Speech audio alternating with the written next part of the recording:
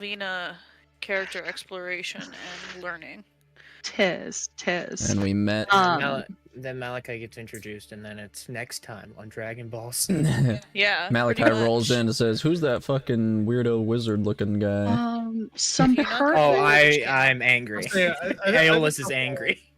So there was a couple things I thought were pertinent things that I had remembered.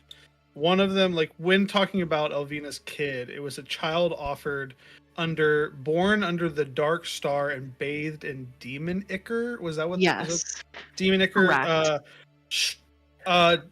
Elvina's mother knew Strahd was looking for an heir. Correct. That was another thing that caught my attention. Correct. Elvina's hag mothers were certainly, they didn't know that. And Strahd kind of laughed in the face of this letter. She said she'd already begun the plans to groom her heir. And then she tossed Bones in a dungeon. Also, we got the message to Danica, which then sent Malachi later on. Yeah. There was also, where did it go? Bones, for context, was having dreams of Elvina before arriving. And then some kind of magic was used against Bones. I will tell you above table, it was the Gaius spell being cast on Bones, causing him to auto-comply with Yusara's command. She's a very powerful spellcaster. Then it was also revealed how Isabel, on back of our Alcinagon, our bone friend, she revealed that Isabel came in search of her mother, of course. She indicated that she borrowed a cart from Benedict Langley's father, implying that she and Benedict had stolen this cart from his father and that she had lost both the cart and the horse in her journey to the castle. Hope was like, what the fuck? Then you guys trudged on to the Vistani encampment, where we saw Gregor at first cleaning some kind of streamers. Turns out it was the dismembered corpse scattered therein. Rahadin had teleported to the Vistani encampment the night before and scattered the dismembered corpse of Luvash over the Vistani, indicating to them that you have struck against me, I have struck against you. So Strahd has broken her promise to the Vistani. Upon further conversations with the Vistani, you learned from Sophia Usari, who's Gregor's daughter, she had attempted to travel and journey through the mists, and she could not. She had a bunch of acid burns all over her body. The Vistani can no longer leave Barovia. They have, with Luvash's betrayal of Strahd and the saving of his sister, as it was revealed that he previously, for context, he had offered up the charred corpse of someone to Strahd in the place of his sister and ushered her out of Barovia. But Esmeralda obviously is back and is alive, so therefore he had broken his promise to Strahd, so she has in turn broken her promise to the Vistani. Stanmir came and asked of Drac. You guys informed them that Drac is gone, is no more. You headed to, at the edge of the Vistani encampment, they are distinctly separate, the Dusk Selves, perhaps the saddest encampment you have ever seen. These are dilapidated huts patched together with animal hides. The shelters there are really fragile. They're sort of barely holding against the weather. Ears gone from everyone there. Correct. You met probably the oldest person any of you has ever met, Casimir. Except for me, we did learn that, like, I am quite old now because time passes completely different. There is some weird time shenanigans happening here. Sometimes time is faster here. Sometimes time is slower here. You imagine that it might be at the behest of a certain someone. Who knows? But he explained to you. Oh my God! What the fuck? Hold on. Oh well, that's not what I wanted. Hold briefly, the music has gone away. I will cry. Please don't. Please don't for the It does have a boys. way of fixing it and then it dying right before the session. Session, yeah. Okay, there we go. Perfect. Okay. So sorry. Casimir was shocked to see Elvina, but he knew that you were coming because you guys had run into Savid, and an elf who was with the Dusk Elves who actually guided Hope to Argynvostholt. Savid had told all the Dusk Elves that there was another one of you, a female, and they were like, "Okay, Savid, you fucking crazy psycho bitch." But Casimir was honored to see you. He talked about living in the forests of the Amber Wilds and is very proud people who had a beautiful connection to the land. But when Strahd came and she took control of a place called the Forgotten Mountains, which is where the Amber Wilds were, she slaughtered everyone pretty mercilessly. Crazy. He told you that Rahadin was actually once a general in the Dusk Elves' army to defend them against her. However, he became sort of obsessed with her militarily and sort of fell in love with her. He discussed his sister, Petrina, a beautiful Dusk Elf, was taken by Strahd, kind of like a spoils of war. She became infatuated with Strahd, Petrina, and she was a very powerful sorceress, so they were concerned that she would become corrupted by Strahd. So Casimir and his people stoned his sister Petrina to death. Strahd was so pissed that they had... Yes. Chillingly revealed in the monotone voice of one Casimir Velikov, as he described stoning his sister to death. Strahd does not take kindly to the loss of her toys, so she sent Rahadin, a general, to slaughter his own people. He took their ears and slayed all of their women to remind them of what they had done. And sort of took away all that they are. He revealed that Petrina is buried in Castle Ravenloft. And then he talked to you guys about the Amber Temple and your mother. If you go to factions underneath the factions, where is it? Under Barovia. Under Barovia, you will see, it should no longer be hidden, but you'll see the Veiled Arcanum. They were an order of wizards who created the Amber Temple. Because within these Forgotten Mountains, anyone who left those mountains would forget their experience of being there.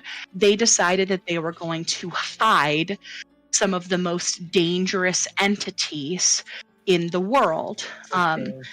So their creed, they took all of these very powerful magics and artifacts and evil things, and they put them inside this building called the Amber Temple. Well, the first thing that's a very bad person who moves into town is going to want to go do is seek that knowledge and information. Strahd made a pact with the dark powers at the Amber Temple, and that is what granted her immortality. Casimir is familiar enough with the Amber Temple to show you where it is and has some knowledge because he's an old bitch. He said that there may be some information or some powerful things within that structure that might give you guys insight on how to defeat Strahd. But he also revealed that his sister has been having conversations with him from beyond the grave and urges him to go there to search for information on how to defeat Strahd. She's learned her ways, she's become better in death, and she is sending him on a mission with you guys. Any questions, clarifying information needed, required? We also met the man, the myth, the legend, the impeccably dressed Thaddeus Gunter, who was offering his services to the Vistani people and sort of aiding them in their grief. You guys reached out to Danica. You said, hey, We need a helping hand. And Danica said, don't worry, I have sent a raven on the sky, goddammit. We need more And landing men. there is Malachi, Tink, obviously related to Tinkara Rivere, her sort of right hand, except for obviously her husband. Are we ready to jump back in? Wait, Tink is fucking married? Danica is married. Oh, I thought you Tink said. Tink is Danica's right hand. Oh, okay. Sorry, I okay. No, you're Sorry. totally fine. You're No, you're not. totally How fine. dare you? All right. So, I'll start us off if you don't mind, just because it kind of ended with Malachi entering the scene. yeah, of course. So you all watch as Malachi says all the things that I said at the end of last session, including the magician thing. I'm not retconning that. And you see he turns to his again like 10-foot tall raven mount and goes, "You've worked very hard, Apollyon. You can rest now." And you watch as this raven shrinks down, first 5 feet, then 3 feet, then 1 foot, and shrinks down until it's only like about 6 inches tall, and then changes from like to a regular sized raven, and then turns from a living raven to a raven doll before your eyes and flops down in front of you. And you can looking at it on the ground before Malachi scoops it up and stuffs it in his coat. Like, you recognize the handiwork. This is a Blinsky original. Let's go. Oh, fucking. Sorry, I read the chat. Possum, shut the fuck up. Yeah, I read the chat too. Christian, do you know this possum? Yes, Possum. Don't worry, I got the band hammer on standby. No, he's fine. We'll bap you. Nice. Well, that's an awfully neat trick. Thank you. I can't say that I deserve a mount as loyal as him, but he is by my side. So, I don't really know what's going on here. I just was told that you needed help. What's up, gang? What's up, gang? I'm We love so it. here for it. I'm so here for it. We love it. What are you, an artificer? No. I wish I could make something like that. No. If you must know, I have a deep relationship with the Raven King, Queen, Haley. Queen. What does Right? who do they worship? It's the Raven Queen. Raven Queen. I have a deep relationship with the Raven Queen. I've signed a pact with her. You'll fit in just right.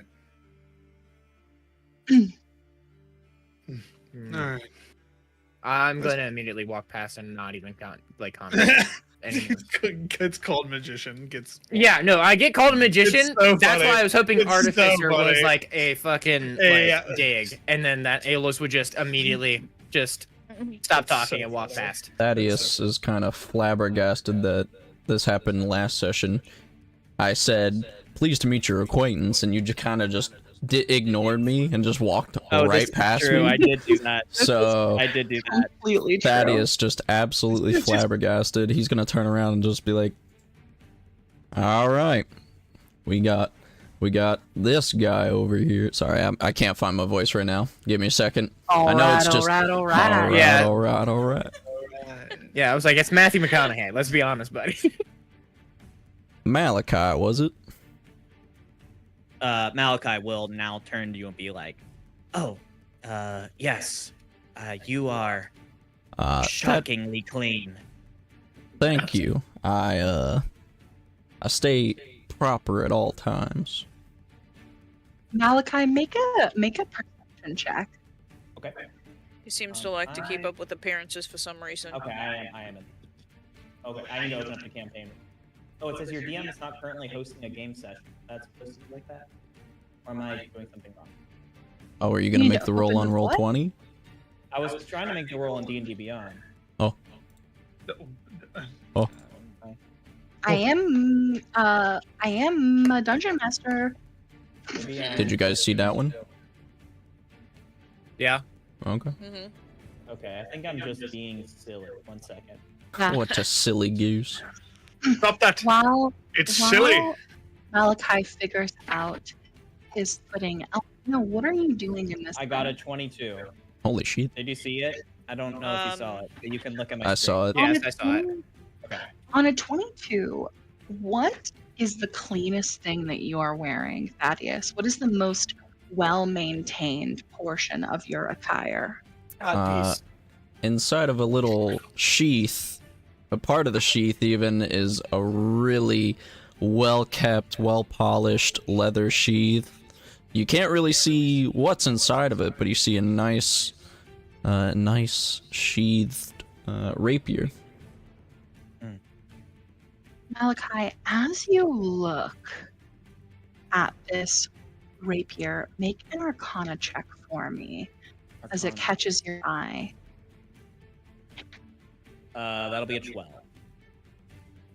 Very cool sword, looking very nice.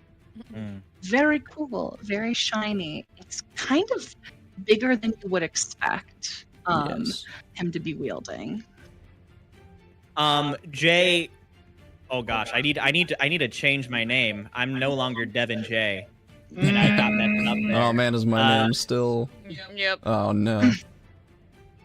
Malachi looks down at this rapier and is like, "Oh, so this isn't just a guy."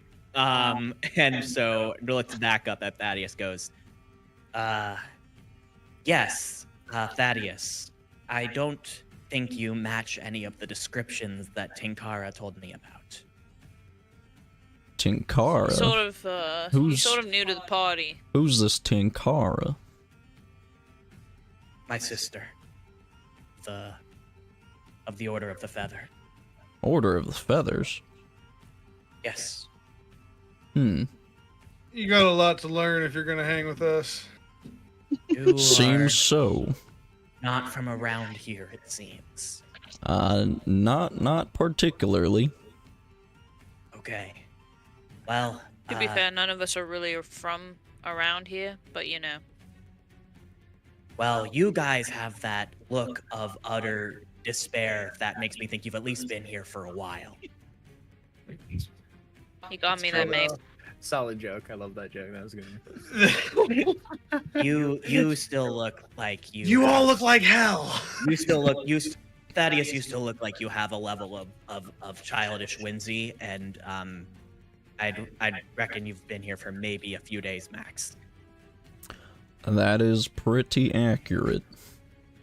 You still smell clean too. Well, your rapier is impressive. Oh, I hope thank you. know how to use it. Oh, trust me. That's the least of the things that I know how to do. Are you hitting on me? Bones draw Yes! out together. I and try love to this. do some- Oh God, sorry. I'm so happy. I love this. I love This this. is so good. Finally, someone else to make other people feel uncomfortable, other than me. Are you hitting on me right now? Oh, Thaddeus just again a He's look froze. of he's just flabbergasted, like, oh my god, what is this guy saying to me right now? Haley, I think you gotta leave and rejoin. I'm sorry. Oh, Oh, did she no. disconnect? No. She be frozen. She be frozen. It's Well, at perfect least on- it's fr- fine I was on her like- end. I was like, at least when she's frozen, she's smiling. She just did. This is a nice freeze frame to get. I will say. It's out of the freeze frames we've had on everyone's end. Yes.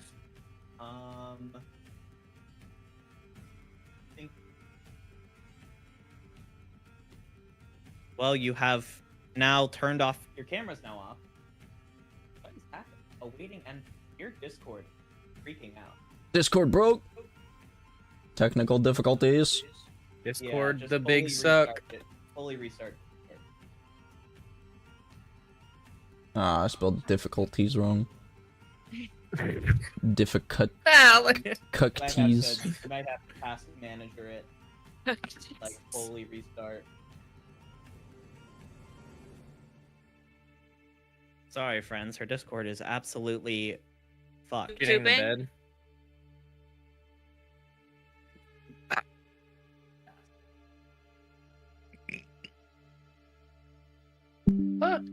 I saved a photo for later when you guys Did you? finally get to see my nice sword.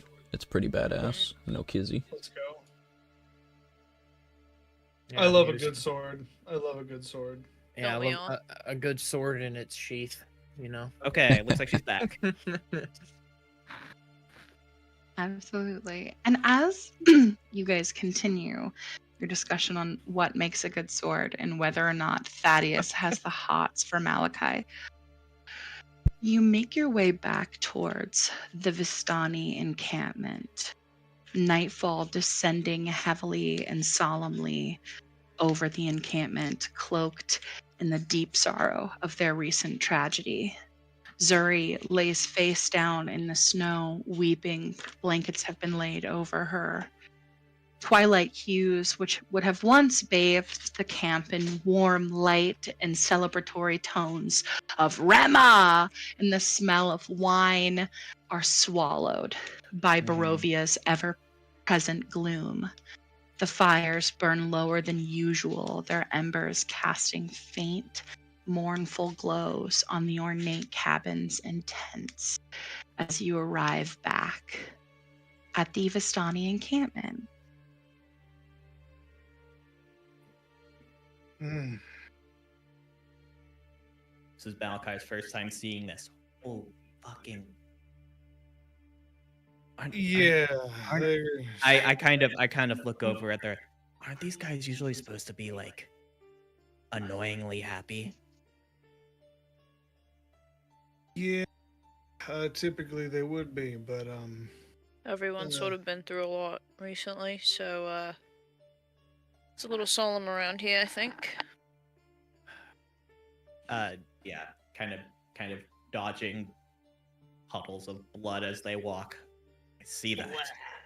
You see sopping rags, filling buckets, where it is clear that they have done their best to clean off their home. Gregor, a dark-skinned human with a wad of dreads at the back of his head. He's sort of wearing a vest and these billowing pants. He approaches you with a jar of red pickled beets, and a cloth with a small offering of chestnuts. It is not much, but it is what we can offer, as he hands it over to you. A small cry fare from what you guys, the feast you had with the Vistani originally.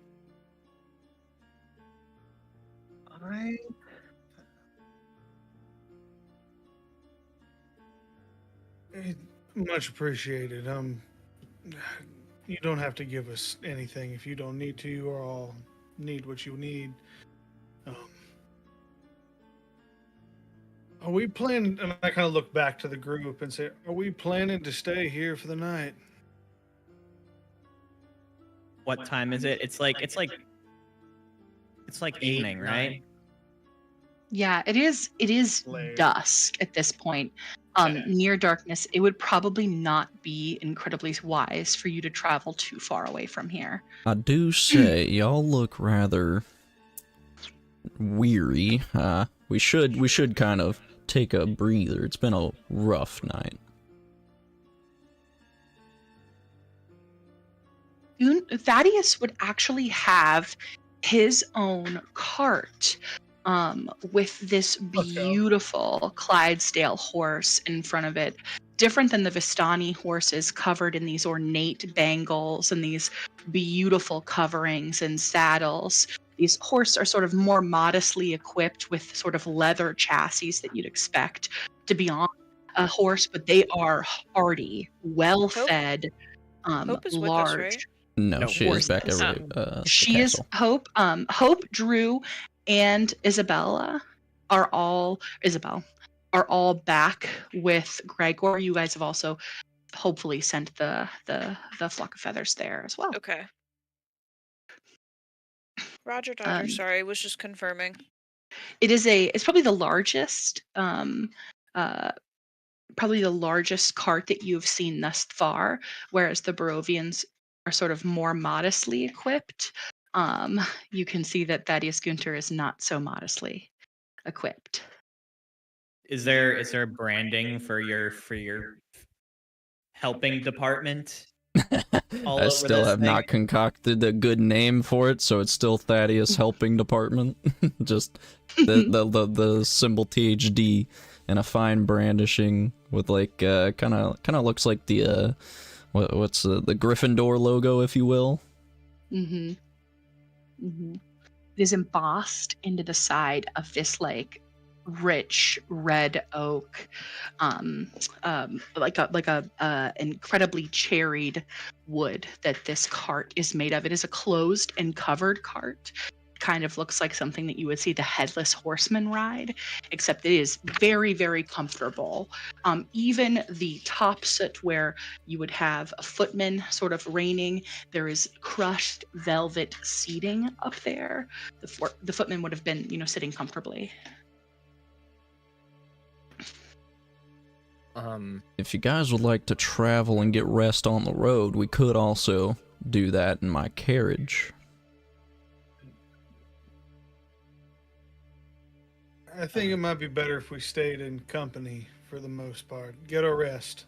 I'll That's second fine that by one. me. Here to help. However you guys need me. Not that I need a rest, but I second we stay around some people for the night.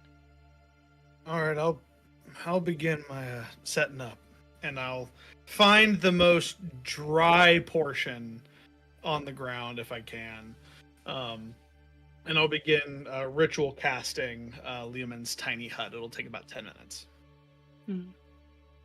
Amazing. And then as he's doing that, Aeolus is gonna just simply whisper to Elvina and Jaren, like either separately or together, and just say simply, I'm gonna go speak with Madame Ava.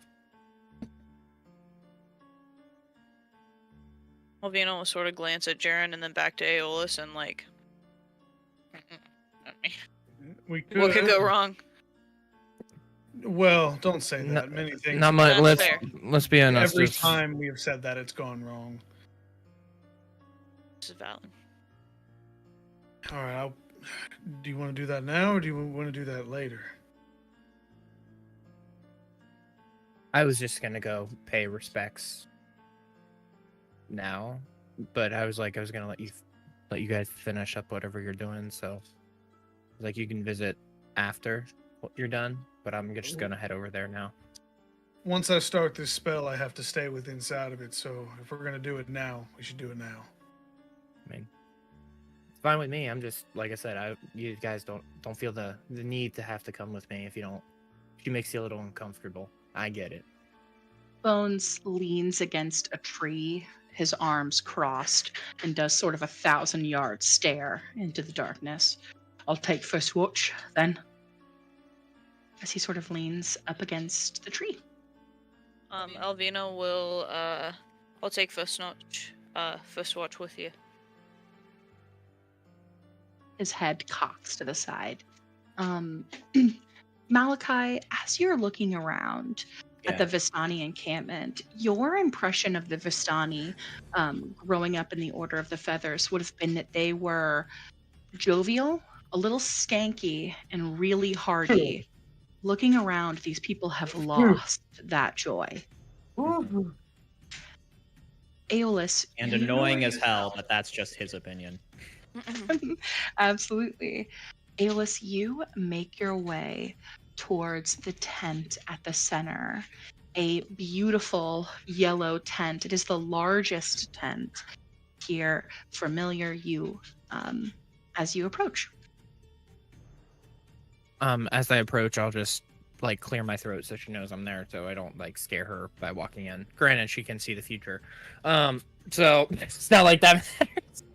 But I'll just still like just, and then I'll simply ask if may I come in? You may.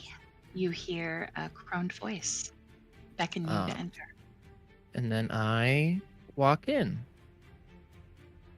And you go ahead and explain what you wanted to explain. Yeah. So similar to what you've seen before, Madame Ava is on the floor, a bunch of cushions for seating here, except her headdress that you had seen her worn previously is now covered in a dark mesh veil. Her face is hidden behind it. She wears black. There's only one candle lit, and it is directly in front of her on that table. It is dark here. And I'll just like, since I'll come in, I'll be like, I just wanted to come in and say I'm deeply sorry for your losses.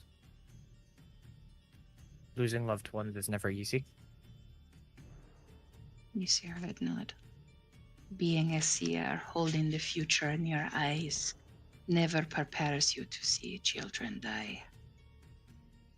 And their children and their children. I have watched countless children I have loved die.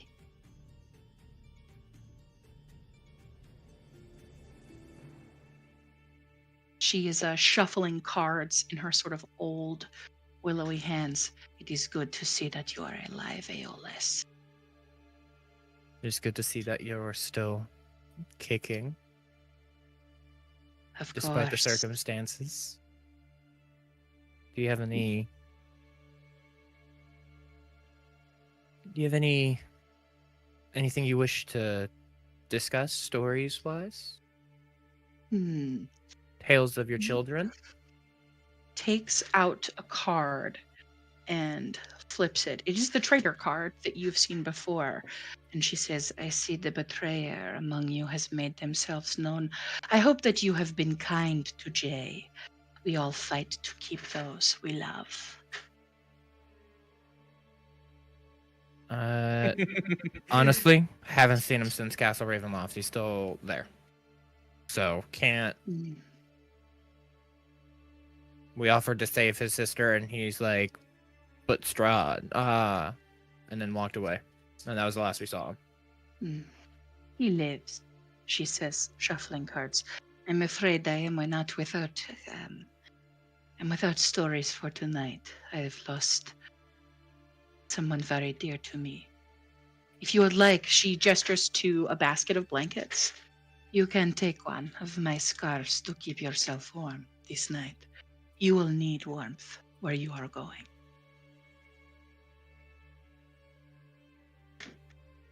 This better not be a trick. I know how you love your pranks, even in times of mourning.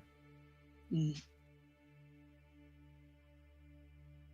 not worry yourself. Tonight is not the time for pranking. And then I'll graciously say,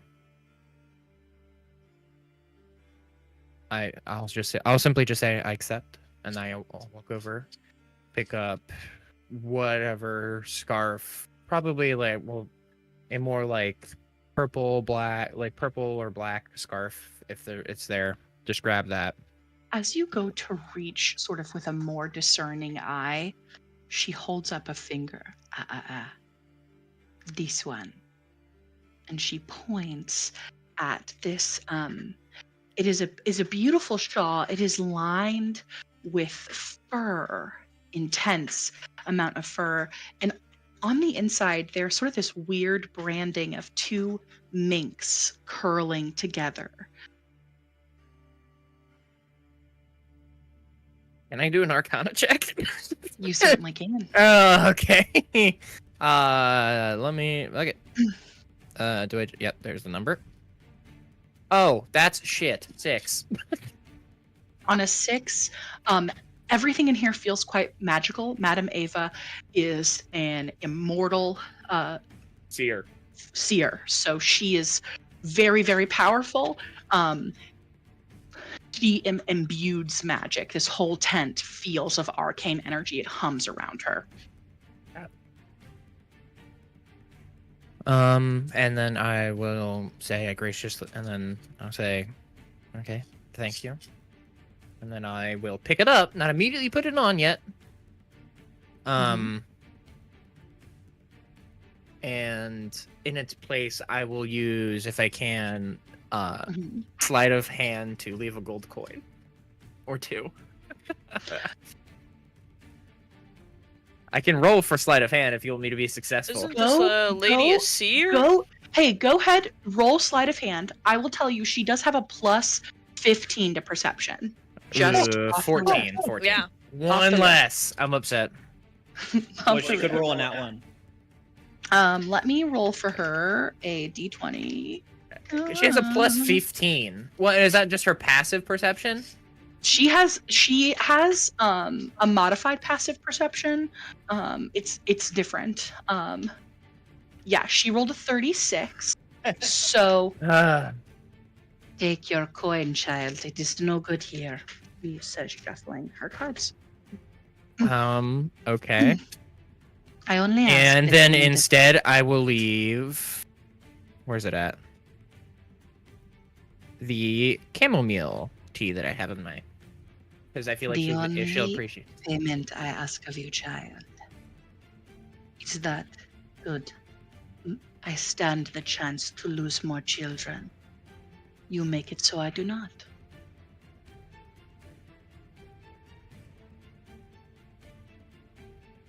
You know what? That's a promise. And I'll come back and drink this chamomile tea with you. Take the coat, it is yours.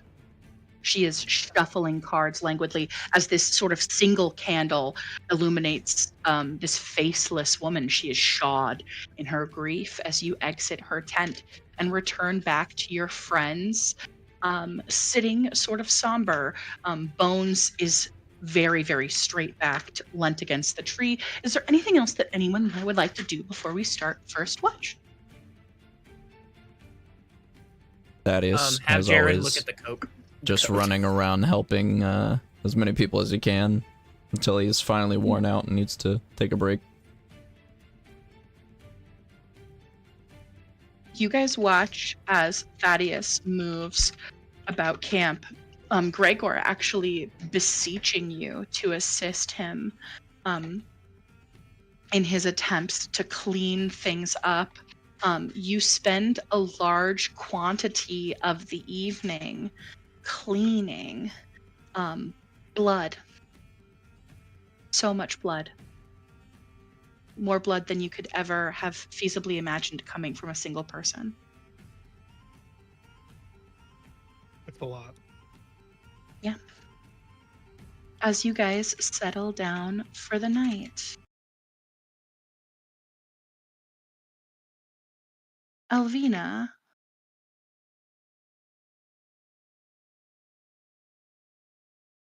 make an insight check for me.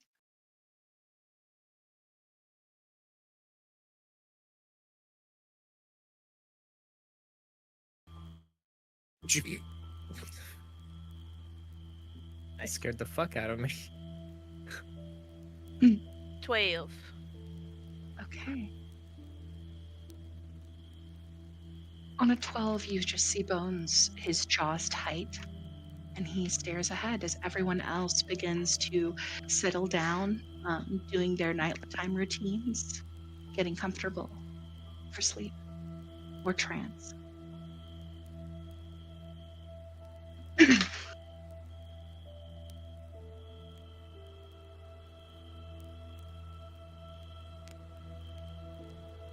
Bones is Sorry. going to make a perception check. He is not super perceptive. Could I also make a perception check? Just a general scan of like the woods around. Yeah, certainly. Bones rolled a 5. Please. I got a Please go ahead. 15. On a 15, tonight is very quiet. Aside from the few animals still holding out the winter in the pond, you don't hear much of anything. Except for Bones breathing beside you, the soft snores of Sandmere, and Zuri weeping on the ground as she sleeps outside.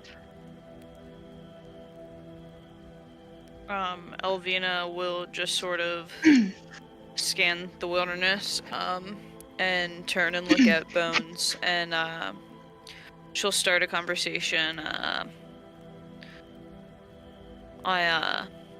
I'm really sorry for not having told you about her. I can see that I was wrong.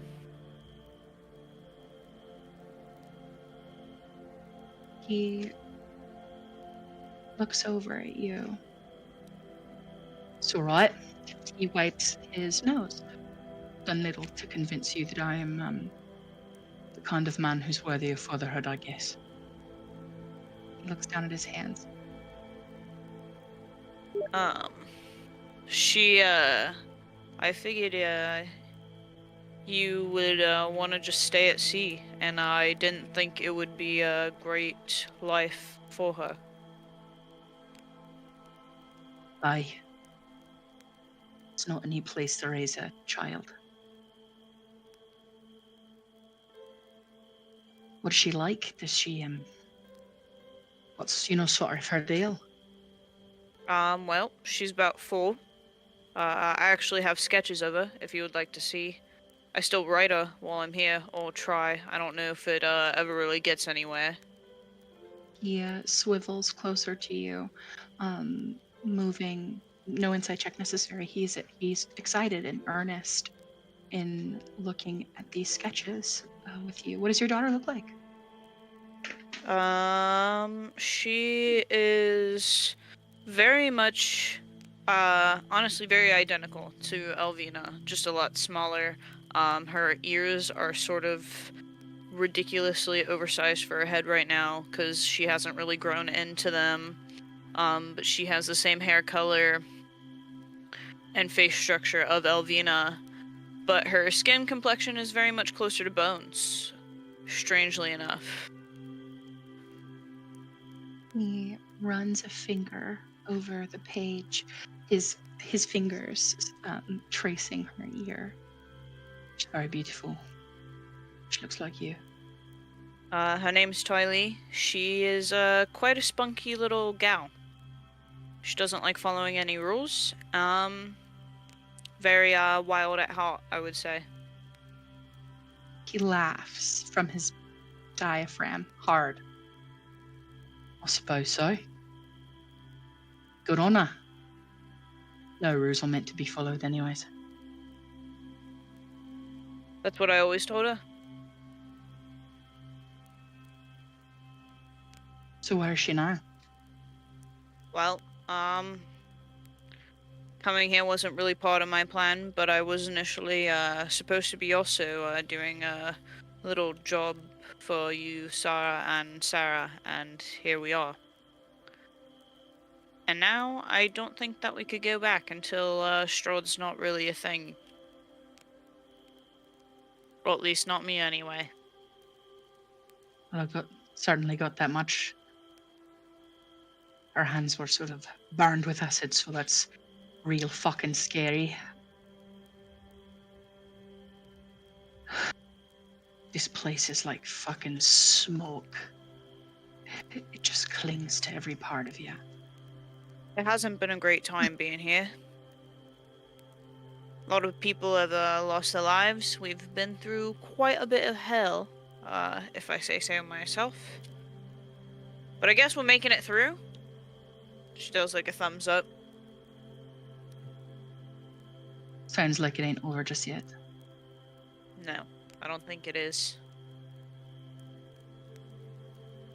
He turns his whole body towards you, sitting on the ground, sort of crisscross applesauce. Would you let me try to prove it to you? That you're worthy of being in her life? That I'm worthy of being in your life. And hers too. Alvina will honestly look at the ground and be like, well, honestly, right here, in this moment, there's nothing more to really live for, so I'm gonna go with yeah.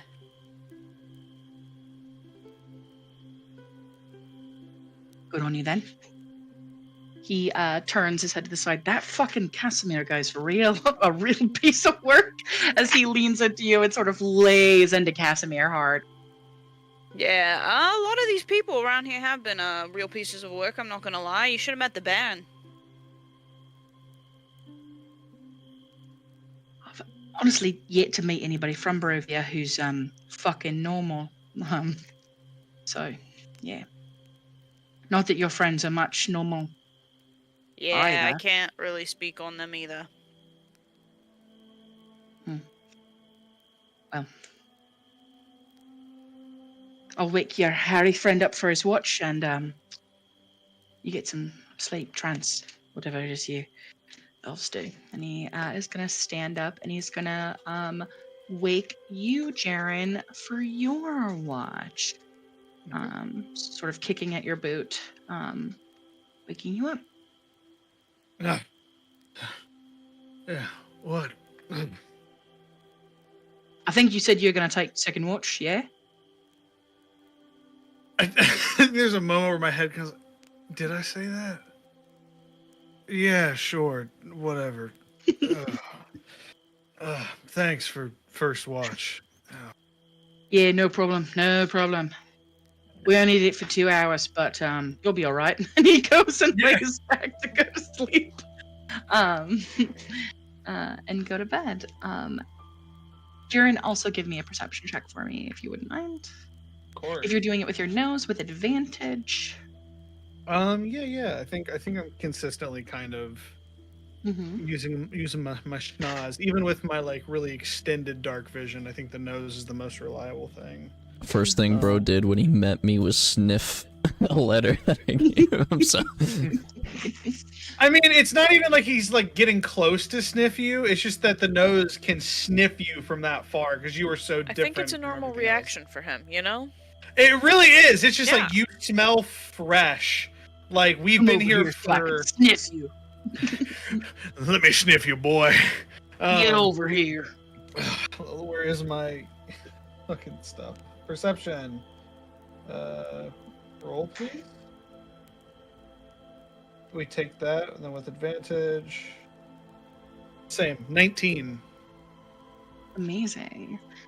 On a 19, you see the glowing fires of the Vistani camp. You smell the smoke and the snow in the air. It's chillier than it was yesterday.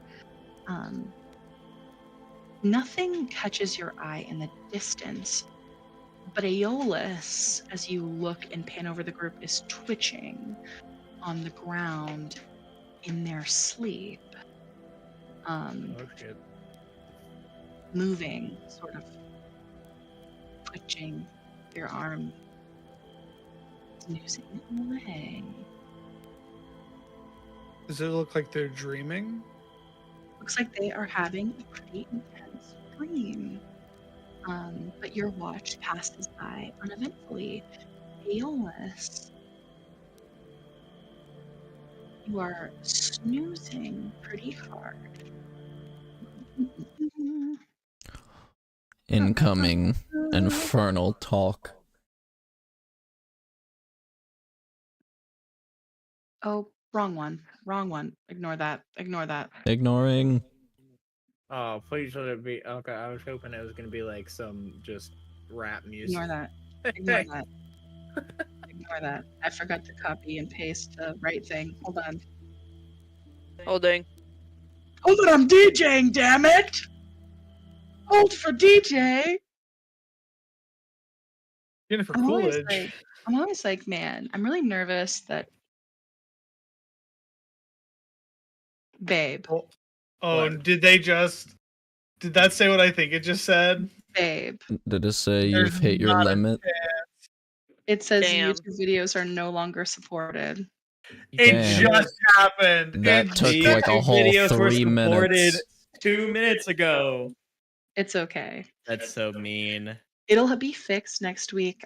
Everybody, if you would not mind, I'm so sorry. I'm gonna post a link in chit chat. If you would not mind, press and play on this. It is gonna be this guy. This is ancient Roman baths. Which is a little on the nose. Mind your business. Mind your business. I like a little ethereal vibe, okay? Does everybody have their music on for themselves? It's not letting me go to it. Jockey, get the fuck out of here, you little shitbag. That's so funny. Oh dang, now I gotta There fix we the go. thing again, don't worry. Okay. Everyone in put their thumbs progress. up when they have their music on. Mine's on. Kat, do you have your music? Yes, ma'am. I don't know why Okay. it wouldn't work. Let me turn this down because YouTube is playing this at fucking max. Yeah, same. YouTube always do be just really Always. loud. It's As all or we're nothing, man. Settling into sleep. Tube, you don't have to scream. I promise. I'm right here. Feels so warm. Do you attune to the item given to you by Madame Ava? I didn't know because I was going to. I had initially and then we had started going on, and I was gonna have Jaren look at it before I fell asleep. We can certainly wreck on that. It's fine, but I didn't know because since I rolled so low on Arcana, I didn't know it would have been something that I could have attuned to. Since it didn't give off that vibe, I would have put it on. If you put it on with it for an hour, you will attune to it automatically. If you would like to give it to Jaren to look at beforehand because you're weary, that's totally fine. I mean, I rolled that low on my Arcana. I wouldn't be weary of it. I would have just put it on. Perfect. Full stop. You have all the benefits of a ring of warmth. I'm gonna put this in your player chat. But you can also add it and attune to it. It is the same thing as a ring of warmth, which is nice. Dope. We love that. Plot twist, it's cursed and I can no longer take it off. Cape of Billowing. As You were going to burn. It's the Cape of Billowing Jealous. you will notice that the Cape of Billowing is distinctly pissed. Yes. Oh man. Got on his No, bad but side. what I would do is I would take off the Cape of Billowing and then put the coat on, and then the Cape of Billowing would go over the coat. Uh-huh. Aggressively billows. Yeah, the Cape of Billowing hates that, but that's cool. No, because the Cape of Billowing is the showpiece. It has to be over everything I'm wearing. The Cape of Billowing does not like when you Fuck you. use other blankets or sheets. Is it? I thought it was like blankets or sheets. It moves. It moves agitatedly. I thought it was a coat. It is like a shawl, so it has the same sort of like wearability as like a cape. It's like an old lady shawl. I'm wearing two capes for sure then. Yeah, your two capes. Listen, your two capes in. Double caping it. Your two capes in. You're double caping it. As sleep takes you in the Vistani camp, your dreams become vivid and otherworldly. You Yippee. find yourself staring into an endless field surrounded in twilight. The sky above you has churned these ash-gray clouds, and the air is heavy, pressing against your chest with a palpable weight. All around you are wilted flowers and shattered gravestones. They litter the ground. Their presence is silence reminder of lives forgotten. You hear the sound of waters rushing, but you don't see anything.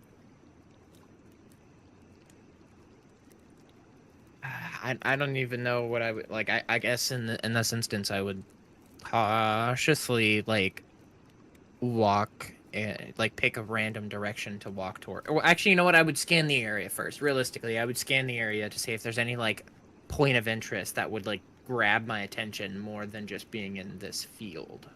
Yeah, absolutely. Make a perception check for me.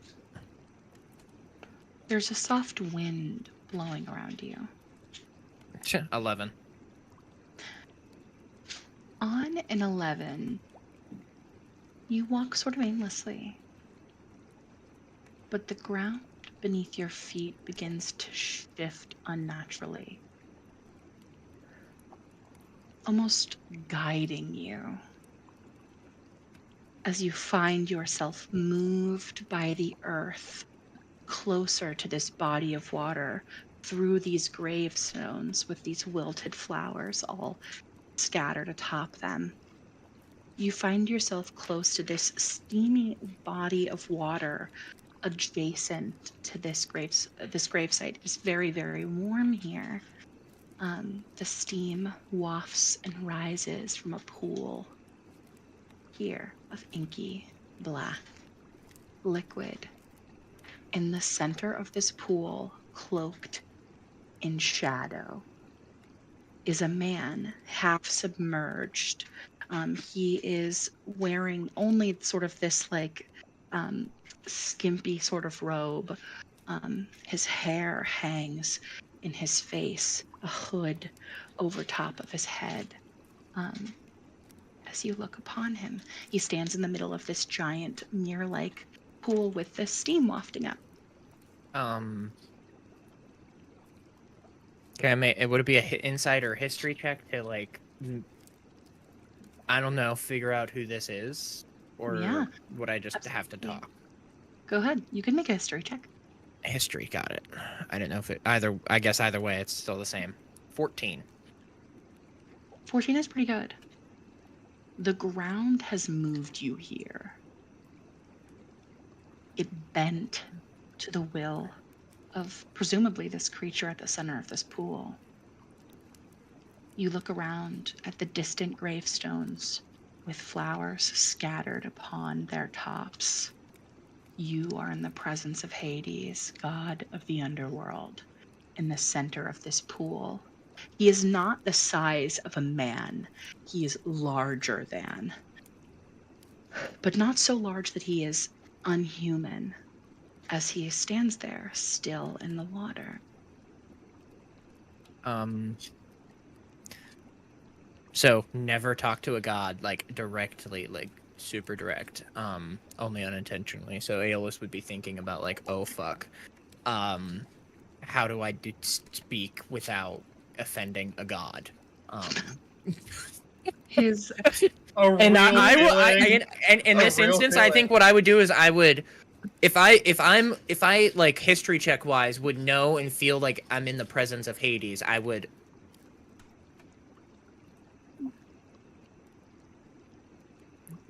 do one of two things. I think I would get and do like a pirouetted bow, not necessarily on my knees, but like the pirouetted bow of like hands out and like cross legs and kind of like go down as far as humanly possible. And no, Yeah. I will not get on my goddamn knees. Shut up. Sorry, my friend is blowing me up right now, watching the screen. His voice rolls out, deep and resonant. Each word is deliberate and unshakable, like the tolling of a bell. You tread upon sorrowed ground, my servant.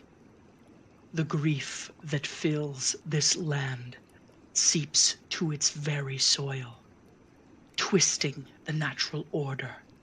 The dead linger, unbidden, and their souls stolen by those who mock my domain.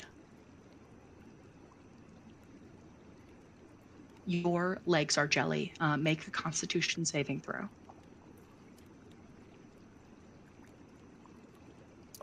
16.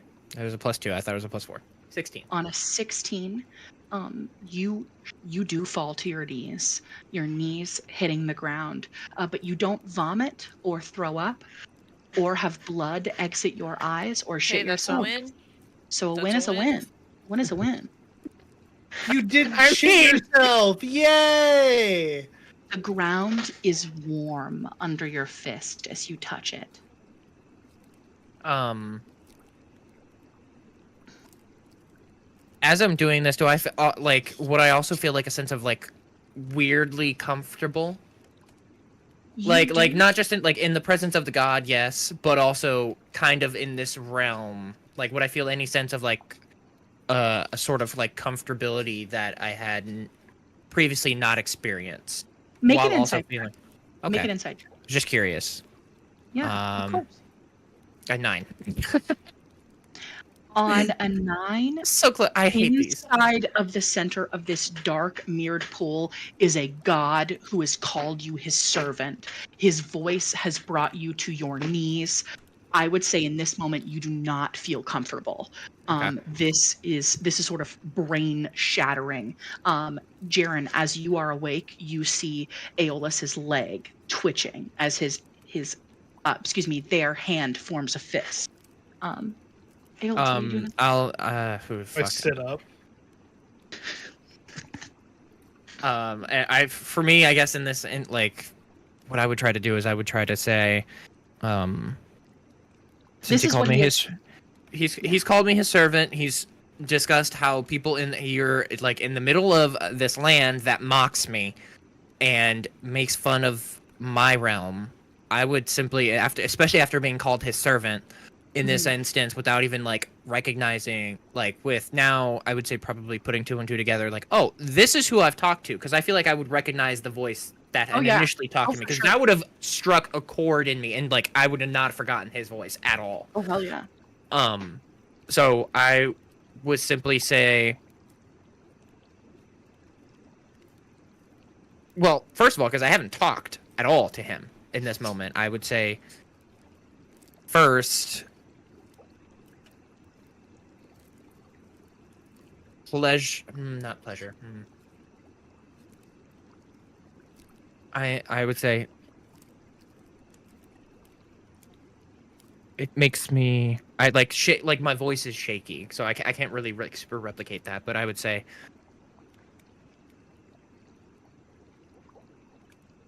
I feel honored to be called and considered your servant. I'll say Lord Hades. Yeah, I think Lord Hades is probably not good. I'll say feel honored to have been called your servant and been called to be in your presence, Lord Hades. What is it would you like me to do? He raises his head. He is pleased by this. Barovia has become a wound upon the balances, festering with those who defile the sanctity of death. His voice is impenetrably angry. You watched as graves beside you shatter and sink into the earth, plummeting under the power of the weight of his anger. You feel yourself shielded from this. You have been chosen to be my hand, to guide those who are lost and bring justice to those who dare twist death into a weapon. And you see his eyes and his face suddenly moving out of this mist, rising from the pool. He is beautiful and petrifying. Everything that he's saying is going into resources. Thank fucking God.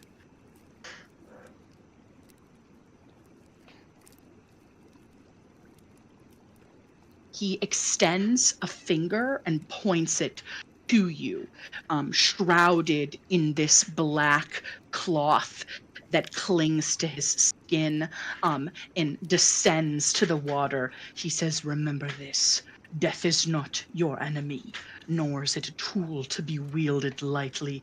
It is the boundary, the sacred passage. Honor it, and you shall honor me. Accept only the gifts that I bestow upon you. The others shall come with consequences. Accept no other gifts." You are filled with this intense, unwavering fear as he rings into your brain. Accept no other gifts. You feel compelled to accept no other gifts but his own. Make a charisma saving throw. I don't know what gifts mean, and now I'm scared. Charisma saving throw? Yeah. Wait, what? I'm very confused because on my screen it looks like a 14. It looked like a 14, but apparently it was a 6. Yeah, Okay. the dice isn't always accurate on D&D Beyond. Oh, that's fucking awesome. Anyway, it was a 13. We'll go. Is it 13 or 14? No, it rolled a 6, and then I have a +7, so it's a 13. So on my screen it looked like it had landed on 14, but apparently it was like, nah, you got a 6. On a 13, you fail. Yikers. Yeah, You well, I fucking D&D Beyond's dice are not great. You are compelled, Aeolus.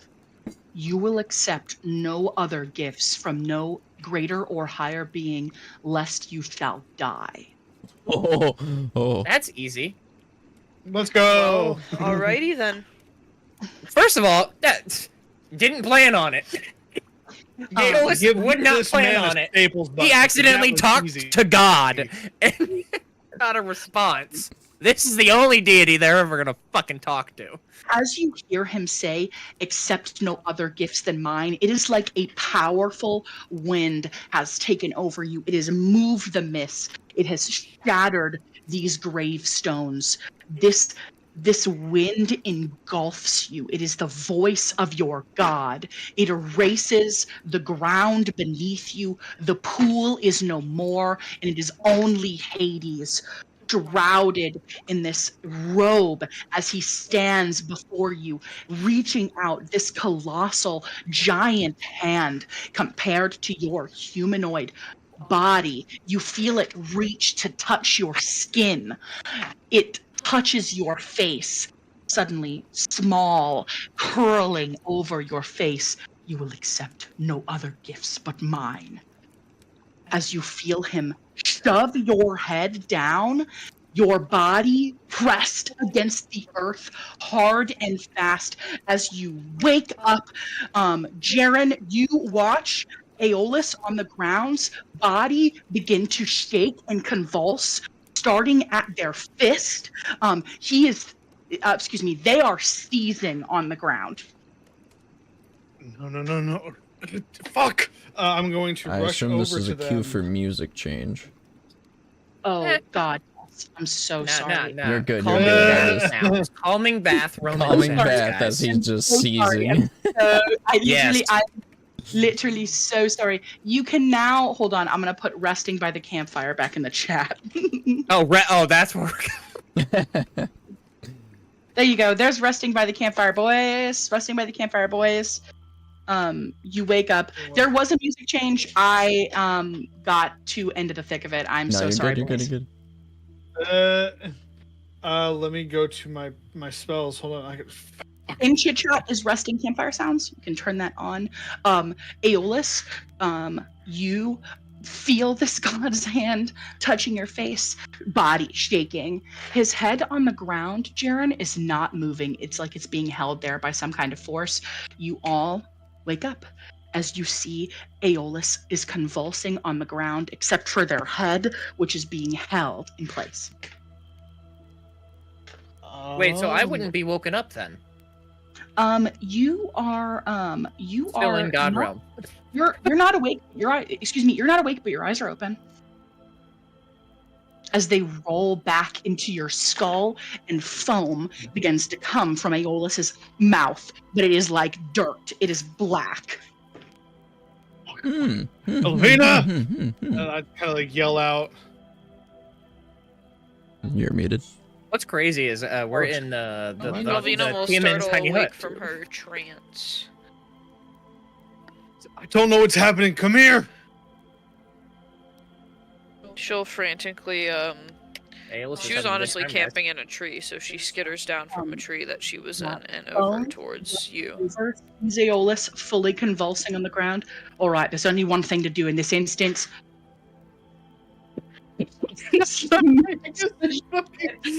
Aeolus. Roll for damage. I'm gonna roll to attack first. I feel like since I'm obviously with advantage because I'm prone. Yeah, literally, of course. But I do have to abide by the rules that are Yeah, that's gonna hit. That is a 17 plus 6 for an unarmed strike for him. Oh yeah. He is going to hit you. He is going to deal his unarmed strike damage. Oh, Andy's a barbarian. Fuck me. This is gonna hurt. Listen, Strong unarmed boy. strike is Wrong. not that serious. That is going to be a total of 7 plus 5 is what's 7 plus 5? 7 plus 5. 11. 12. That is 12 points of 12. I believe it's bludgeoning damage as he just smacks the shit out of Aeolus. Aeolus, Jesus. you feel yourself wake up to a stinging pain on your face as Bones stands above you, and all of your comrades are sort of holding you, in a place. All right, that did it. As he smiles, your face is stinging. Did you give us some warning before you hit him? Hit them? Alvina's What's just looking wrong at with him you? fucking. Can I move my arm, or am I still just like being held down stationary No, wise from like the? I'm kind of, I was like, I'm Move your holding you body. like this. You are covered in dirt that you have spat up as you sit up. Yeah, you can get up and move around. You don't feel super great, but you can move around. Well, technically, would that have just been? Do I take a point of exhaustion? I don't know how this works. Like, it's no longer a short rest. I took damage. I don't know how to do this. Hey, You can still finish the long rest. you guys have already taken a long rest. You guys should have been reset. You guys had to travel over the course of days to get to the Vistani camp. You guys should have already taken a long rest. No one should have any damage thrust upon them except for Aeolus currently. As you are rendered awake. Sorry, mate. You were in a bit of a pickle. That was some mighty fine thinking. I didn't even know what to do. Don't encourage Listen, that. I don't. Fucking hit him right in the face. Alright, well, I mean, I guess it worked. You got me there, but what the hell? Are you all right?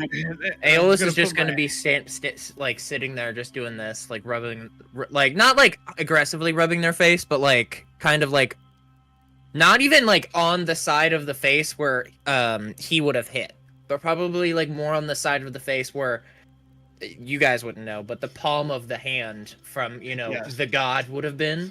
That's the side they're like yes, they're dirty, but also I feel like Aeolus would probably be like, I don't even know, like I wouldn't say, not necessarily like upset, but also not completely comprehending if like they wanted to be if they wanted a servant, then why were they going to kill Aeolus type of thing, like that would be the thought. And Aeolus would probably like try to reach out and get an answer to that question immediately later over anything else of like, if I was going to like be your servant to help you, why kill me? Aeolus, or like why attempt? Make an insight check. I will say that you can even do this with advantage. Okay. Well, that's it's 1. 17. Ooh. On a 17, which is pretty good.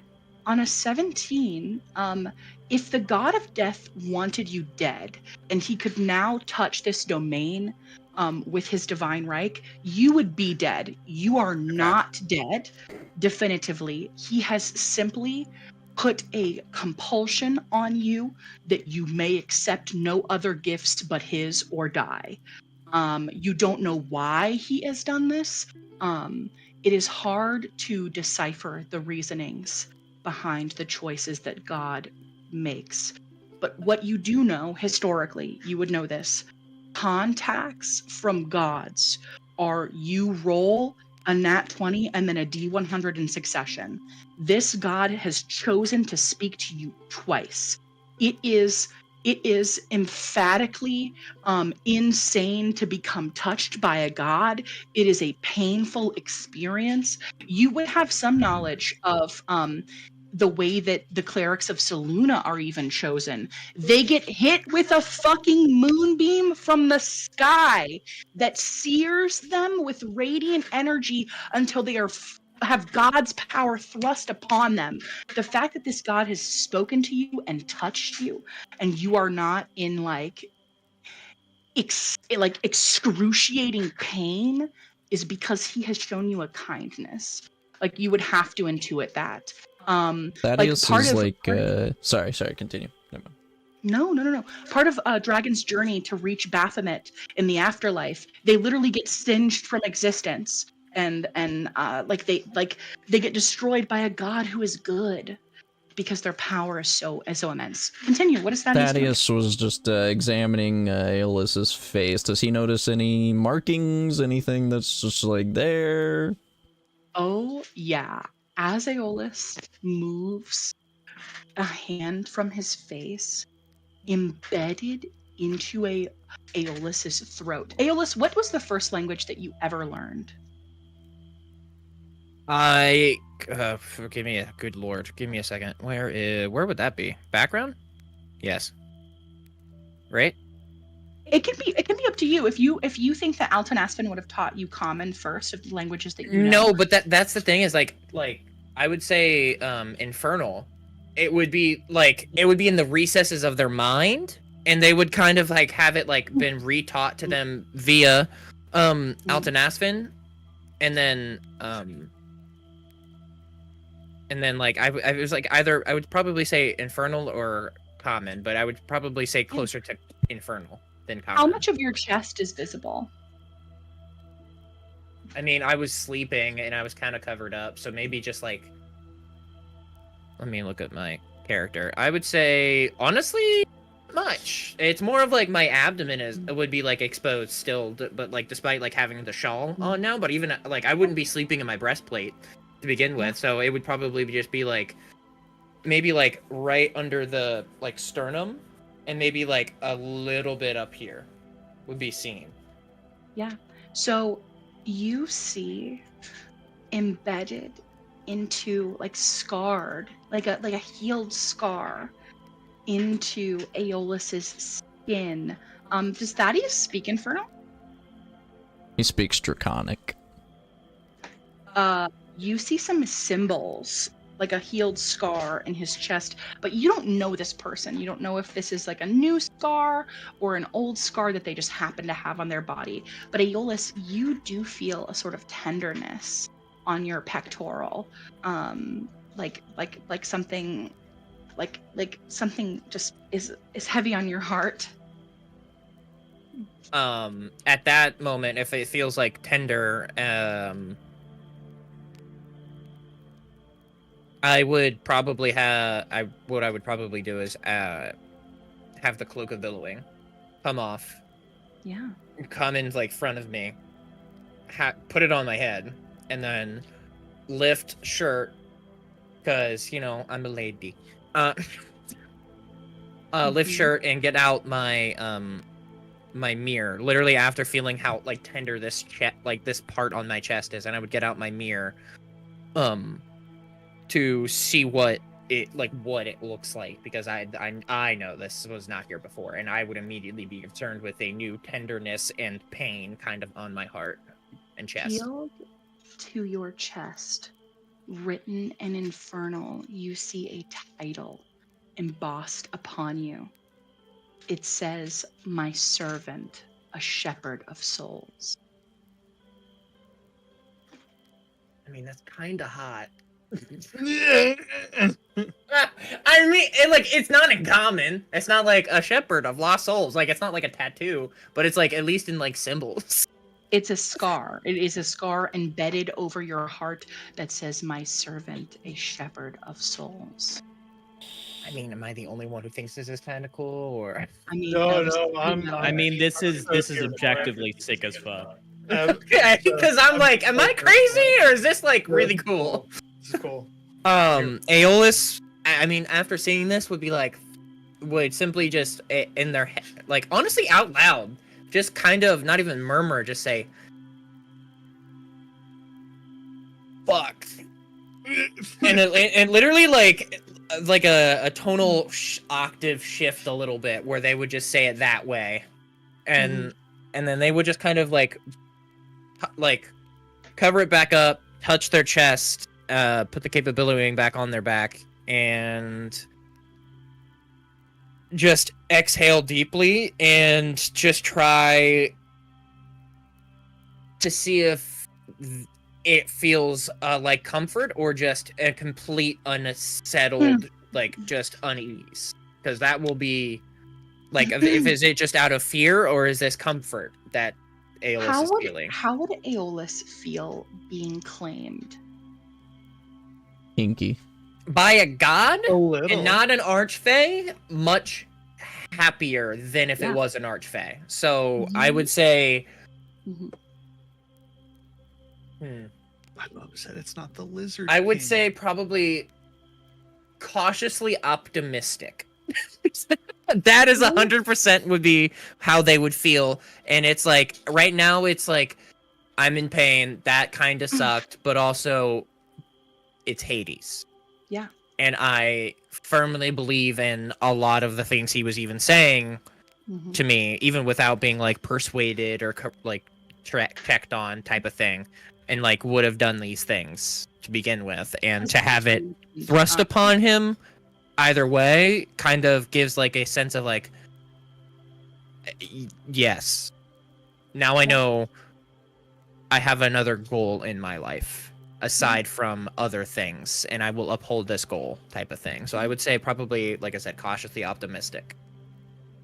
Aeolus has been abandoned by their biological parents, Altanasvin, in death. You know that you cannot be abandoned by the god of death, for he will meet you when it is your time. It is a uniquely sort of powerful religious kind of relationship. I would say personally that it is up to you if Aeolus is comforted by that or feels oppressed by that. I would say probably comforted. For sure. You do have a little bit of trouble falling back to sleep, but Bones does offer to hum you a song to sleep, and then suddenly it is very easy to go back to bed for everyone. Jaren, your watch finishes uneventfully, aside from, holy shit, what the fuck was that? Aeolus definitely spat up some dirt, and it is blacker than any soil that you've seen in Barovia. Alarming, scared. But I don't like it. Aeolus would say simply just like, oh, because it would have like also exhausted them to like where they would need to fall back asleep, even though they would have trouble, and be like, I'll explain everything in the morning. All right.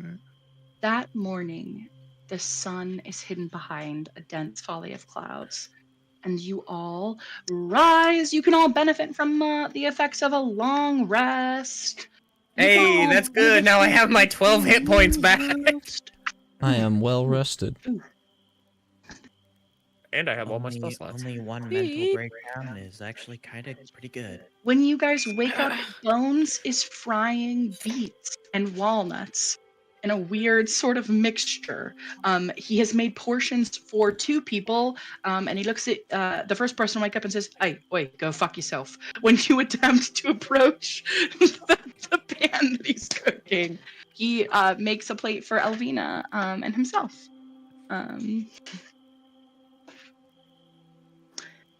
Elvina is awake. She's just like faux sleeping. Yeah, you could hear very loudly "fuck" as he burnt his hand in the middle of attempting to make you breakfast. Fucking shite piece of shit. And as he sort of loudly anguished over this pan, eventually bringing you a semi-edible breakfast. Here you go. Fucking breakfast. I borrowed this plate from the Vistani. You honestly can't hide it very well at all. She seems very proud of him for attempting this. His hand is And burned. takes the plate from him. Yeah, it is cooked walnuts and pickled beets. It tastes like ass. Yep. It's the thought, you know? Yeah. Thaddeus, as you rise, I'm assuming from your very nice lined carriage, you Yes. slept quite comfortably. Gregor approaches you. Thank you, my friend, for all that you've done. And he will grip your hand on both sides. Casimir's informed me that you plan on heading with this revelry to the Amber Temple. Yes, but don't be hesitant to try to contact me. I'm here for you guys if you need it. Here's my card. We have your card. Yeah. Yes. Another one. Thank you so much. We'll put this with the others. Truly an honor to have met you. You're a good friend. Feelings mutual. He bows. And if there's anything that I can do to make your journey more comfortable, Gregor turns to the rest of you, I would be happy to. Thank you for all that you have done. But I hope that I never see you again. He returns to his people. The Vistani are packing up. They are clearly intending on leaving and heading elsewhere as well. Malachi, you still hate them, you think? Unsure. I kind of like Malachi doesn't say this out loud because he's not that much of a dick, but after I think there's been a resentment growing, being around for a while and seeing them live in revelry while everyone else suffers. Mm-hmm. Seeing them sad to Malachi specifically is a Honestly, little very valid, yeah. vindicative.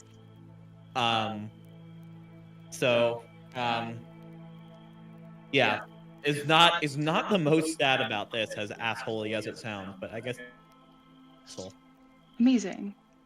Hey Thaddeus, will you put your alignment in the chat, please? Thank you. Oh, sorry. If you haven't already. If not, I'm sorry. If you have, I'm sorry. But I'm not. as you guys wake up, Casimir arrives. Fuck, I gave the wrong one. My bad. Wearing some leather accoutrements. He has on a backpack and boots sort of laced up. He appears very elven. His black hair is done up in a tight, slick ponytail, and he approaches you all.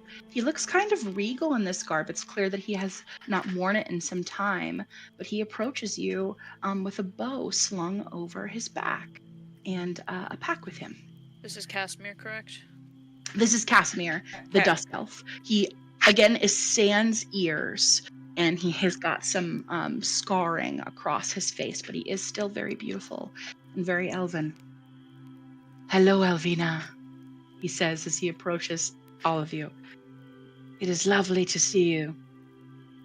Yeah. Right? Good morning, Casimir. See you, Casimir. Great, good. You didn't die in your sleep. That's crazy. She Centuries doesn't look old. at him honestly and continues eating as Bone sort of makes comments. I feel so honored to be able to come with you on this journey, Elvina. It is a pleasure to service you all. If you have any questions, please. He bows his head. I would be happy to answer them before we journey on. As he's I come have a up, question. What are we doing? Oh. I still don't know. yeah, and then Oh Aeolus will also just No like one has start, like be told rubbing me. their chest again and be like, "Listen, Casimir, your optimism is like way up here, and I'm gonna need you to reel it back in and be a bit more, not so in my face with So- that optimism." Today, I apologize, my great friend Aeolus, but today is a fantastic day. For the Elvina is alive, and she has graced us. All right. Fuck.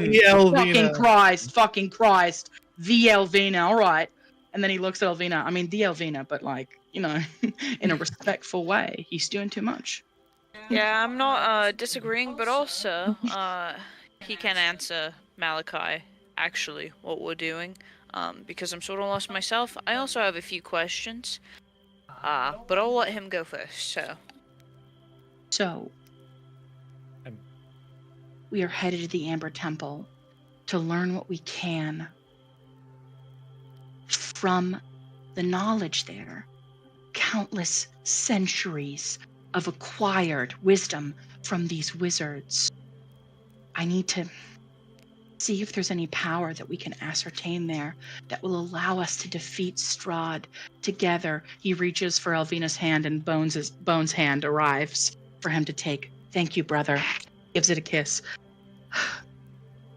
That we can together take down Strahd. So you're telling me that I searched for you guys for days, maybe weeks, and we're just gonna go to some temple and do a bunch of reading?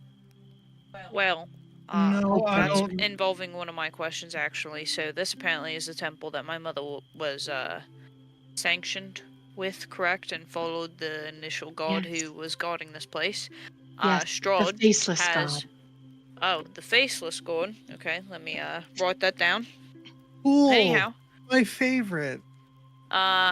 she used to guard this temple along with a bunch of other people. Strahd came along, and sold her soul to the faceless god, or is this a different god and turned it completely evil? The faceless god was the god who established the order that created the Ember Temple. The entities within are the ones that have made their pact. The faceless god has lost its name as all of its servants have died. It is, how do you say, a god who has lost all power in this world. He pats Bones' hand. It is truly sad. Does anyone have any other questions before we embark on our journey to this temple? So faceless god's no longer the deity there. Also, while we're talking about this temple, is there anything that we should expect while we are approaching here? Oh, of course. It is immeasurably cold in the mountains. I suppose that you should wear an extra layer of linens. Additionally, I have never entered within, for upon entry, there are great magics there within that will attempt to thrust you out. This temple has beings in it that are made of evil and guile. I imagine that they might attempt to tempt you.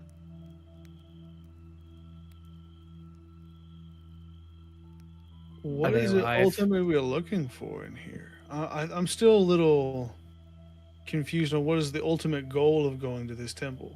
I think we're going here because we're probably going to learn more information about Strahd. I don't necessarily know that, and If we can if not, learn how Strahd made their pact with the dark powers, then maybe we can learn something that helps us undo it. You don't understand, but countless heroes have come before. Some have even slain her, only for her to arise the next day. She is no mere vampire, no mere undead creature. She is immortal. Yeah, is that isn't where it the because she sun made sword comes into play too? I have no idea what that is. Great. Is that I pull is- out the sword and just like ignite it. Somebody quick, make a perception check. No. No, That you is don't want just to gonna make try to swipe the sword. it. No, no. No. He's like, ooh, shiny. I just need to see if anyone can see Thaddeus's face right now. Because when you said sun sword, ooh, Thaddeus was kind of worried. I'll make a perception check, honestly. Yeah, make a perception check. Pretty I good will at too. those. I I got a 16. Did not. I'm just gonna. Yep, we're gonna ignore what I rolled. Cool. Excuse me. Well, you beat my passive perception, so I'll allow it. I'll allow it. When you say sun sword, you look directly at Thaddeus's face, or however you go about glancing at him, and he has like this kind of like weary look, like has his hand on his hilt for a second. He's like, whoa now, what kind What kind of sword they talking about here? That's pretty much all you get. Wary. Got it. There And- may be some power ourselves that we can harness. I don't think you need to be harnessing any more power, mate. Not you. We don't even know what kind of power he has. Exactly. We have no idea what is in the Emperor Temple, but your mother worked tirelessly to protect it. I'm gonna whisper to Bones, and I'll say he's under the influence of the herbal power. He's under the influence of fucking something, mate. What is his deal? I don't fucking know. Burns leans back in. But All right, well, I guess we go to this place. We see if there's some fucking power for us to ascertain. We Yep. kill whatever's there, and you're coming with us? Are you sure you don't want to stay, Casimir, and, I don't know, age more? I mean, I've got plenty of room in my carriage for all of you. I think Bones and Aeolus would immediately look at Thaddeus and just give him the dirtiest look. I have a feeling Bones would join me on this look. Valid. I would give him the dirtiest look. I will be joining you as Alvina's protector. I have lost my sister, Patrina, and I may have no way to ever return her to me. But I will keep you safe. And this time he does reach and grab Alvina's hand and give it, with your consent, a kiss. Elvina, sort of begrudgingly allows it, I guess. She didn't really have time to react very fast. He is now holding both your and Bones' hands, but it's like cross.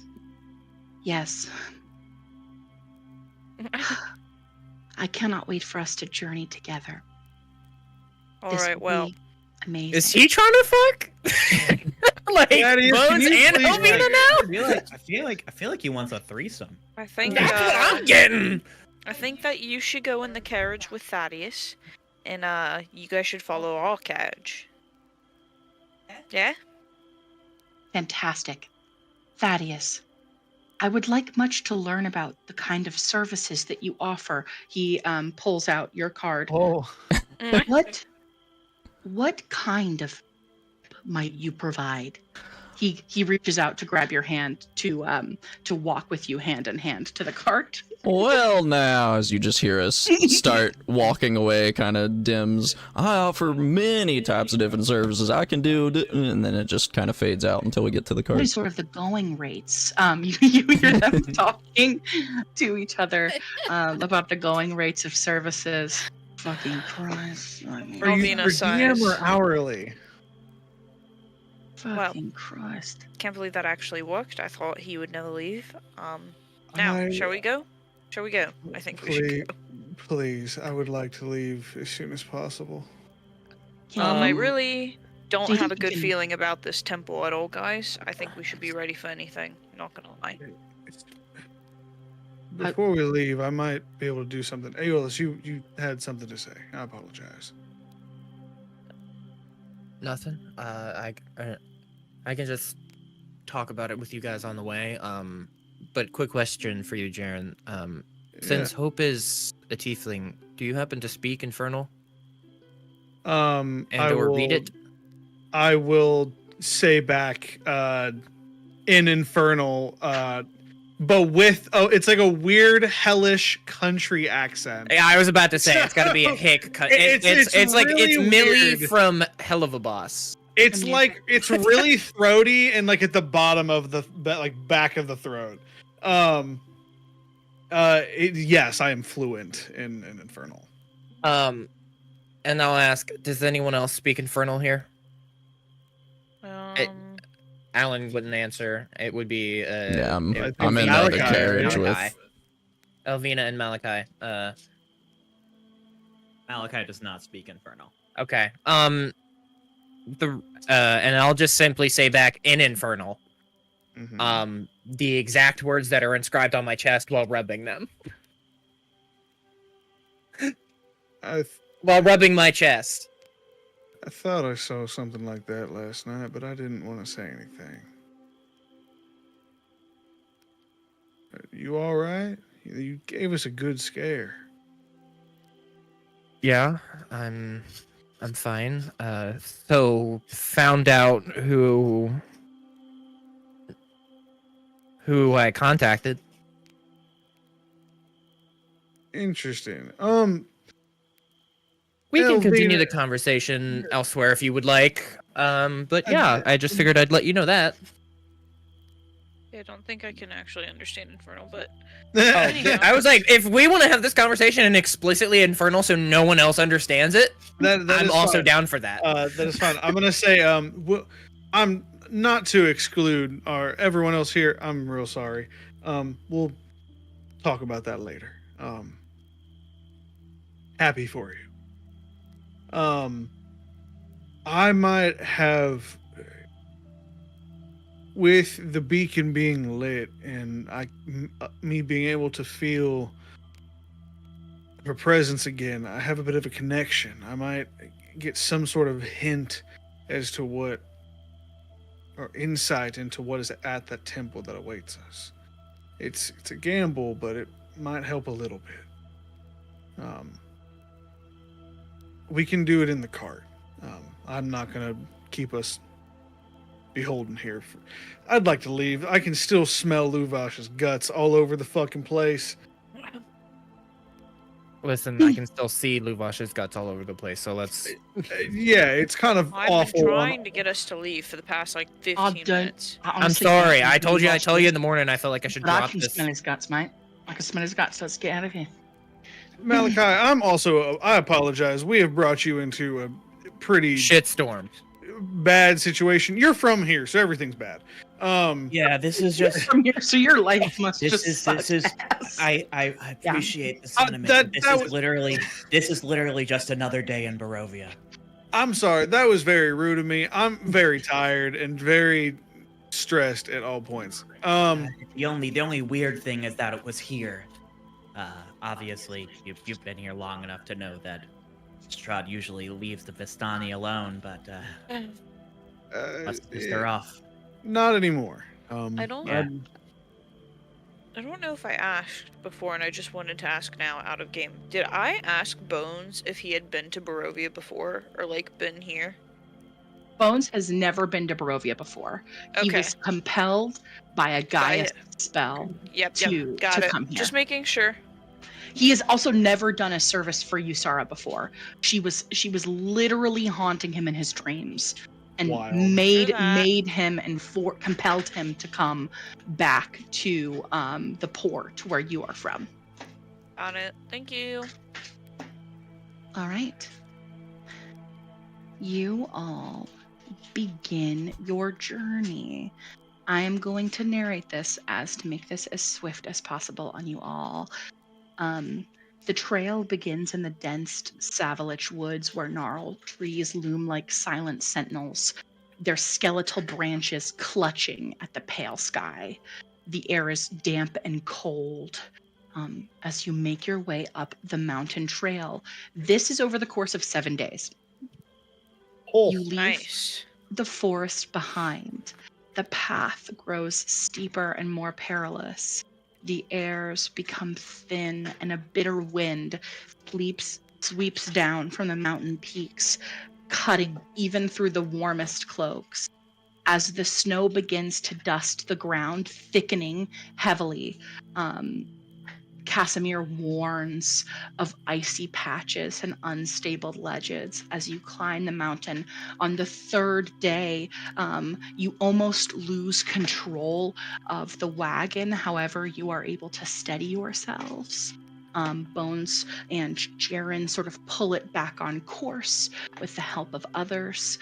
The mountain seems alive. The cliffs groan and shift under the weight of centuries. Every step feels like an icy gamble getting up to the Amber Temple. Along the way, shadowy wolves stalk you from the distance. However, they do not attack. A wraith-like figure emerges from the mist. However, Casimir swiftly dispatches of it. A great, intense arcane energy extends from his hand as it blasts this creature to fucking bits. Finally, after days of climbing, the Amber Temple comes into view, perched like a vulture on the mountainside, its blackened silhouette etched against the stormy sky as the air grows colder. You guys can all head over to, is it resources? No, it is maps and locations. You will see the exterior of the Amber Temple from a distance. Ooh, spoopy. And I am going Giving to Doctor Strange and pull up a secular baby, a secular. The road fades away under the cover of snow, but it takes you far enough to see the temple carved into the mountainside ahead. The front structure is 50 feet high and has 6 alcoves containing 20-foot tall statues with these hoods. They are faceless. Each statue is carved from a single block of amber. The faceless figure has its hands held together in a gesture of prayer. And between the 2 innermost statues is a 20-foot archway with a staircase leading down. You can make your way to Roll20, baby. It's time. We will, on the first page, just see the exterior. After the ad, hold for ad. Love them ads. Please, in the chit chat, I've put the Amber Temple soundtrack. Put that bitch on.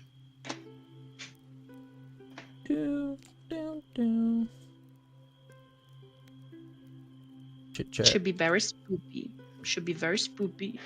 Amber Temple. When you have the Very music on, give me a crisp thumbs up, and I will move you all. There it is. It's Okay. spoopy. This is another visage of the exterior of the temple is here. You see the temple embedded into the mountain on Roll20. This is the exterior of the temple. The amber statues you can see are those like orangish colored statues.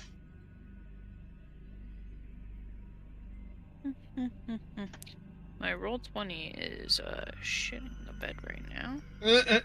There's a lot happening on there.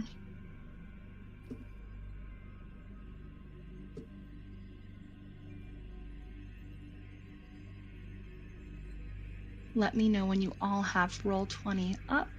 I've got it. It's Perfect. trying.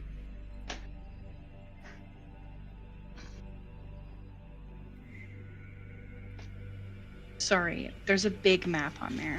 I'm sorry, I'm coming, I promise. You're okay, take your time. Not the ad. Oh, I think we're finally getting places though. This is furthest that I've been so far. Okay.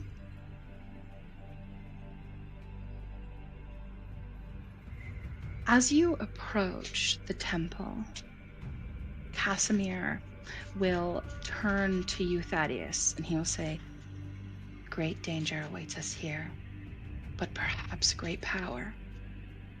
He looks at you. "I am looking for something. I will tell you earnestly. There is a power within this structure who grants the ability to return life. I am seeking to make barter with that creature to hopefully return the life of my sister, who has been lost from me." Wait a second. So you want to make a deal with the same god that Strahd did? to You're in a bring back different his sister? carriage. Gosh. You are on a Oh, that's different right. carriage. Sorry. It is My bad. it is just my sweet, sweet Fatty and Casimir on right, this my bad. separate carriage. No one else wanted to be in a No carriage one else with these two. distinctly wanted to be in a carriage with Casimir and Thaddeus. Damn it! Thaddeus just says, "Ah, it appears you're after my services." I am after your esteemed services. It sounds like a great journey you're trying to put me on here. What's in it? What's your payment gonna be? He reaches into these billowing pants and he takes out a generous black sack and he passes it over to you. In addition to the powers offered there within that temple, I will give you this. If you open it, there are 100 platinum in there. Let's go. Oh. That is the most money that even you, Thaddeus, have ever seen anyone have on hand. This is a very, very, very old creature. That is 1,000 platinum, which I believe 1,000 platinum. I'll do the math. Let me get this. 1,000 platinum times Mhm. 10 is 10,000 gold. That is 10,000 gold pieces that he offers to you. And there are great powers within that I'm sure that someone like you might need to assist in their services. This is a wondrous opportunity. I thank you for trusting me in your rip.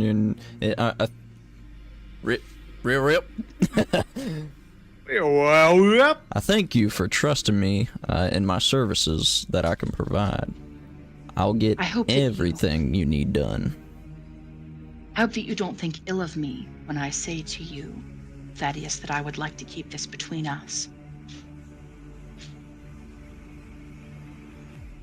Well, with the generous tip you have given me, you have my word. You are very brave. He reaches out and he squeezes your hand. Should I perish, think not. I have come here to make a deal with a dark power. And he is going to, one moment, I am going to quickly look up the name of this dark power, motherfucker, because I did not have it ready. I am here to make a power. I make a pact with the power, Zudan, the corpse star. He has the power to raise the ancient dead. He is the benefactor of this dark gift that will give me the ability to resurrect my sister. I need to take on this power. I know that it is held within the sarcophagi of this Amber Temple, and I apologize for my soft deceit. He smiles at you. Oh, he would have. Fuck, damn, I should have been there. Damn, dude, this is I'm like here in for it. direct conflict with No, what love it. what Love I am doing right now. Like, fuck. As Damn I it, said, if I didn't- you have the coin. I'm at your service. Thank you again. Should our friends pose to heed this, I will take care of that. And he pats your hand. As you journey closer, you guys pull up. Actually, Thaddeus and Casimir arrive first on the exterior of this structure. You in close tow. Meta, none of you guys heard that conversation, but Thaddeus, motherfucking Gooter, and my boy Cat. My bad. That's 10,000 gold, you said? It is 10,000 gold. He has just offered you to maybe potentially betray some strangers you've never met. Alright. As you guys arrive, I'm going to move you over. You have not yet entered the temple. However, I'm going to move you to the map as though you have, just because as pretty as this exterior is, eventually we're going to get in there. Remember what is a door and what is not a door per your chit chat. Chit-chat. What is the door? What is 2 warnings from your friendly neighborhood GM before you enter here. Sometimes exploration is bad. Sometimes people are on the map and they're good. Sometimes things have to die. Sometimes death just happens to them. You know what I mean? Anyways, welcome to the Amber Temple. Yay! Sick. The gang's all Before- here. You guys Before we can't see any writing, right? Do it. No writing, no. You guys can't see any writing on this, right? I currently No cannot see writing. any writing. Superb. Okay, amazing. Before we go inside, I am going to go up to, I think, with just Aeolus and Elvina for a second. Let's say, let's make an agreement. We stick together, right? Like normal. That is the plan. Also, Always. I'm sorry. Did you say Malachi was in this huddle? I don't remember. You could probably be like near us. I think you would probably overhear it. I'm not being quiet. I'm more just like trying to get up to Aeolus and Elvina and like Yeah. get both of their attention before we go inside. Seeing Jaren do an aside to both of them, Bones looks at you, Malachi, and you feel his giant hand encompass your shoulder. I don't know you, and I will not be assisting you out of here. So do not seek my help. I'm not good for it. And he gives you a double pat on the shoulder. You got this, mate. Elvina's going to look at Jaren and Aeolus and be like, I'm not really sure how I feel about the newest two members of the party. I think Malachi should be fine. I trust Danica's. Oh, my bad. I Okay. guess not the newest two. I'm talking about the two that were in the separate carriage. Yeah, I'm not much of a fan. So in terms of any extended services you may have, this is them having this the conversation is going on 7 days later. this conversation is It has 7 not days stopped. old. 7 days old. I'm gonna say As I don't. keep going, you're good. I was just gonna ask for a recap of my main mission. I'm just here to look for the sarcophagus of. Oh, I did put that in resources. Okay. I'm so sorry. I know this is a lot of information, kids. It's looking for. Yeah. So it's actually pretty common practice here in Barovia if you're exploring a weird ancient temple or dungeon or something. Like it's a kind of situation where if someone gets out of your sight, you just kind of have to assume they're dead because they've probably gone off by themselves and tripped the trap and died. Well, good to know. I'm going to say, that being said, I know we're here for your sake, Elvina, for your family or whatever you need to do. Well, So- I mean, that's just a personal benefit. We're generally here to see if we can figure out what the hell gave Strahd her immortality and get rid of that, you know? Fair point. Fair point. Yes, Anyways, the dark powers are of great danger. Jesus I know, Christ! Elvina also jumps. Just like completely jump and like all the hairs grow for a second. I go, ah. Who is he behind? Because Elvina, like, almost reflexively just turns around and punches him if that's who. Yeah. No, But- he's Damn. behind Jaren, who is probably the warmest of you. As you guys were rising to this mountain, it got incredibly cold. Everyone needs to make a Constitution saving throw, except for Aeolus.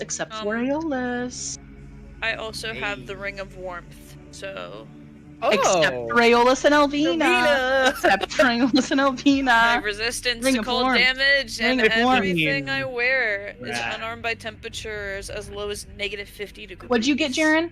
15. Okay. Yeah. I got a 12. It won't last for long. Okay. I have a feeling I'm gonna wake up one morning and then somehow my cape is going to have torn it to shreds. Thaddeus? Solid 11. I do apologize, but Malachi and Thaddeus, the cold has seeped into your bones.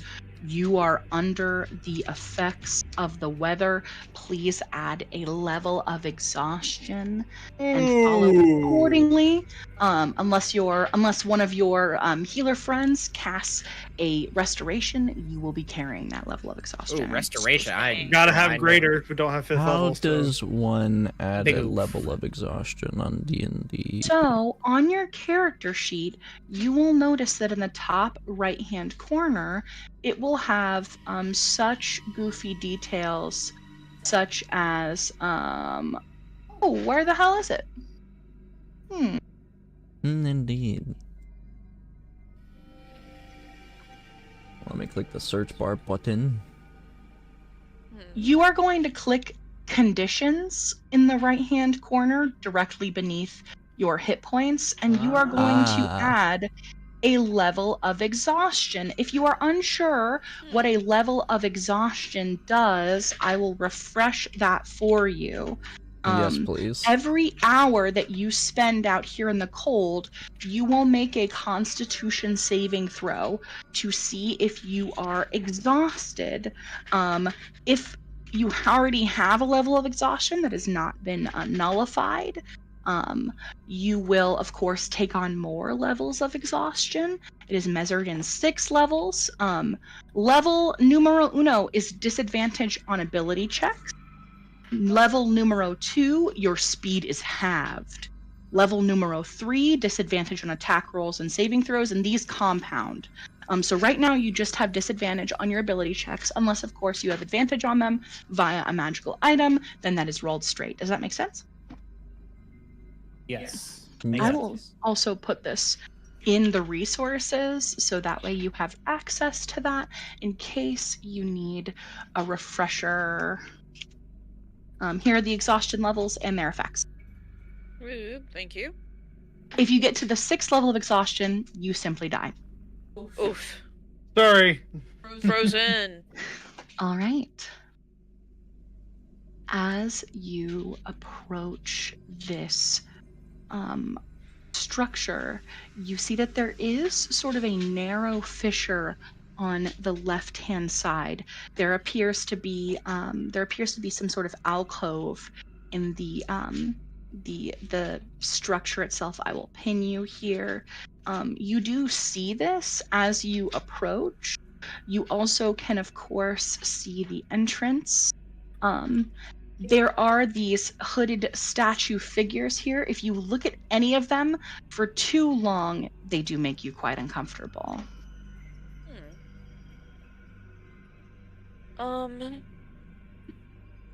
I will tell you, I have only attempted to enter this temple once, and it posed great danger to me to even step inside. Can Great I magics was thrust upon me. go ahead and take an action now before going into this and cast Yeah. Detect Magic?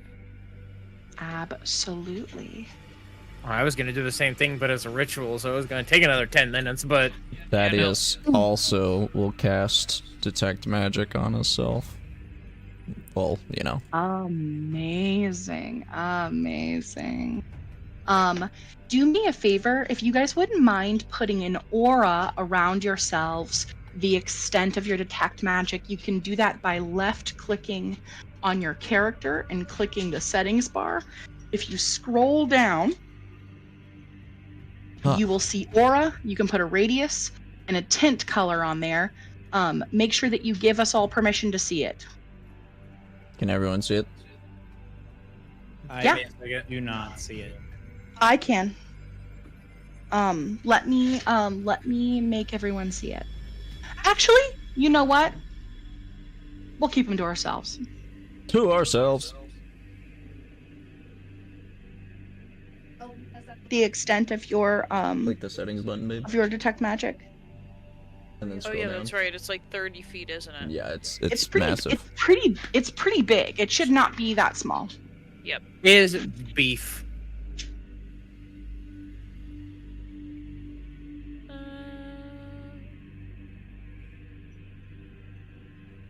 Okay. Amazing.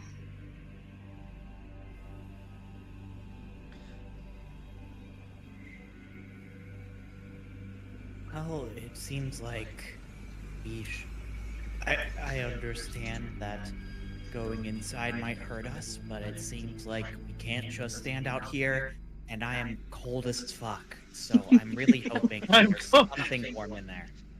Please. Of course. Definitely cold out here, Lieutenant. I cannot just stand here. I'm All right. also feeling the effects of the weather. You guys All are a right. bunch of weenies. Yeah, I'm wearing just a t-shirt. Bones is wearing just a t-shirt. As you guys all begin to approach, what is going to be the marching order Bones will offer to go first? Thaddeus Of is going to be course. up, Okay. not necessarily. Alvina's Matt- gonna be front. close to Bones, so like think- probably right behind him. Okay. Malachi Casimir? will want to position himself to be not first, but like close to first, like so that he can see what happens when someone walks in and then Perfect. follow them. Okay. Casimir will be at the back. Yeah, and then Aeolus will probably be just next to Jaren. Amazing. Okay. As you descend underneath the archy steps 10 feet to a entrance, you head down. There are steps here as you walk forward. Oi, oi, oi, oi, oi. Hold. Don't move. He puts his hand on your chest.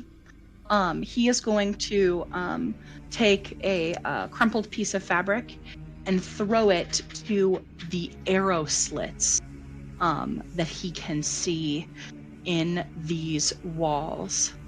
When nothing goes off, all right, we'll continue. Man, Bones is pretty Elvina intelligent.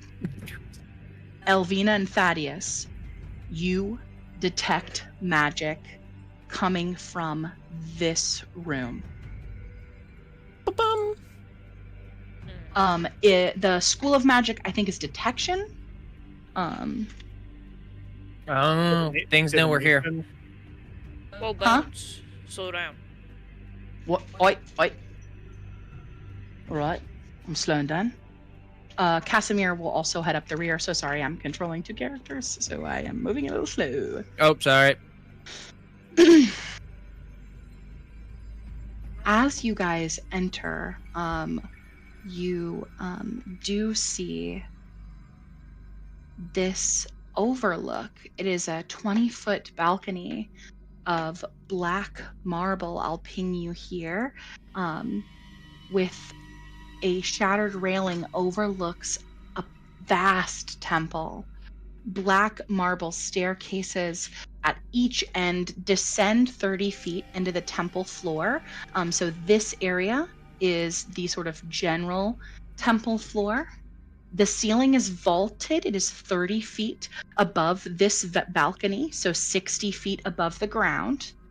The walls and ceilings are covered in an amber glaze, lending a gloom golden sheen. There is a set of amber doors that stands closed at the west end of the balcony. I'm going to ping those doors now. This is the west end of the balcony here. There is a set of equally amber doors at the east end of the balcony, directly opposite. That is here.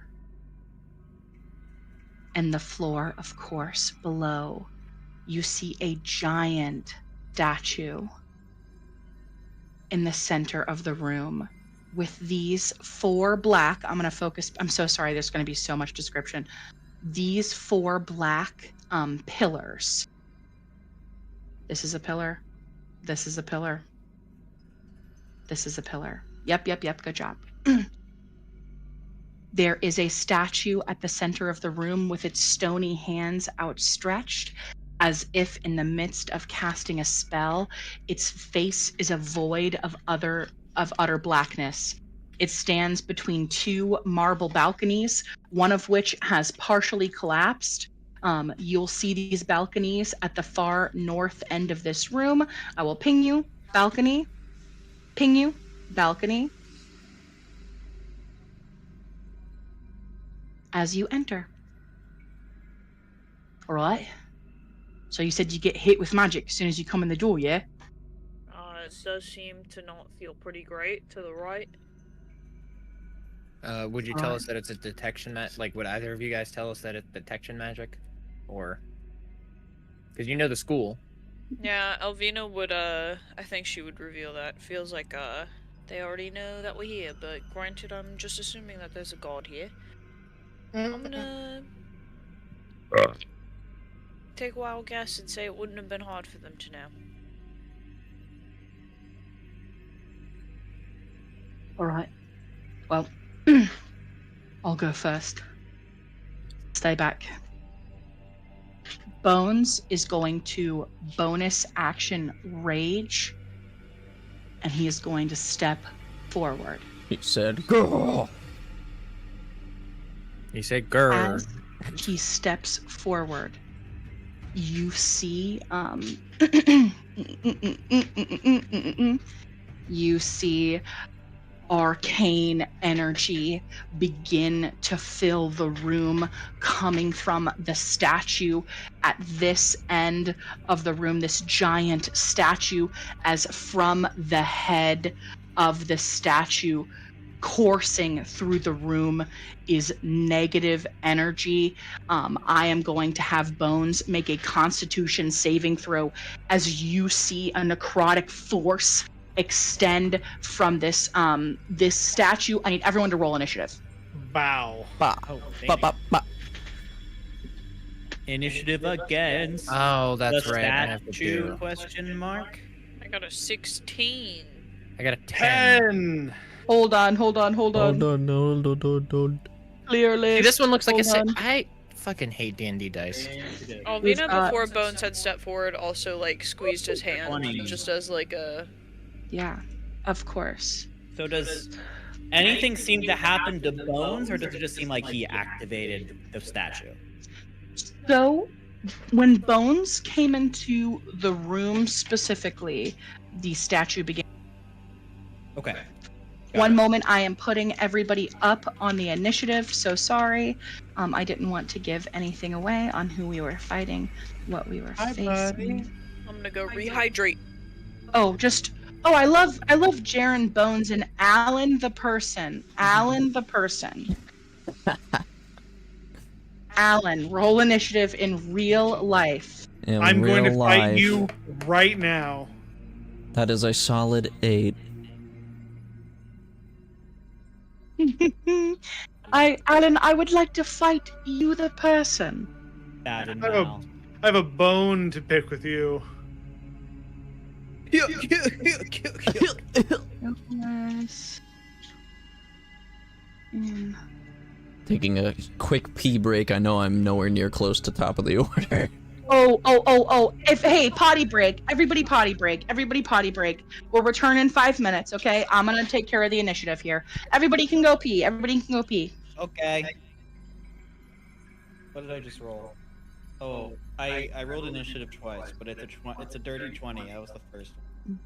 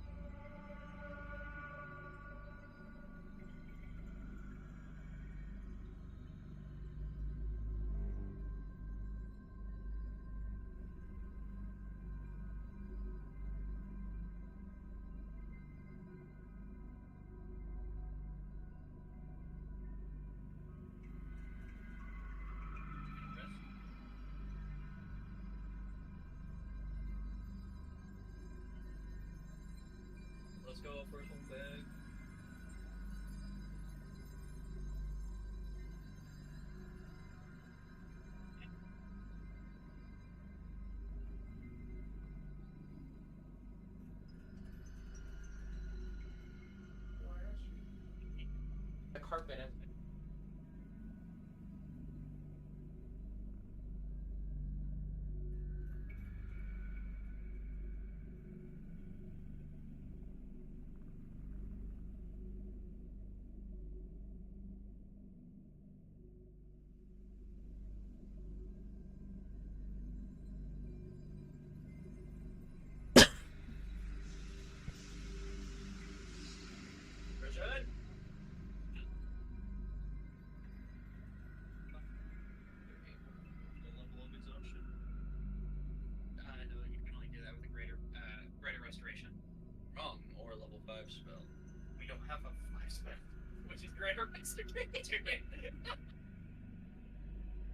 You're welcome. I'm sorry, buddy.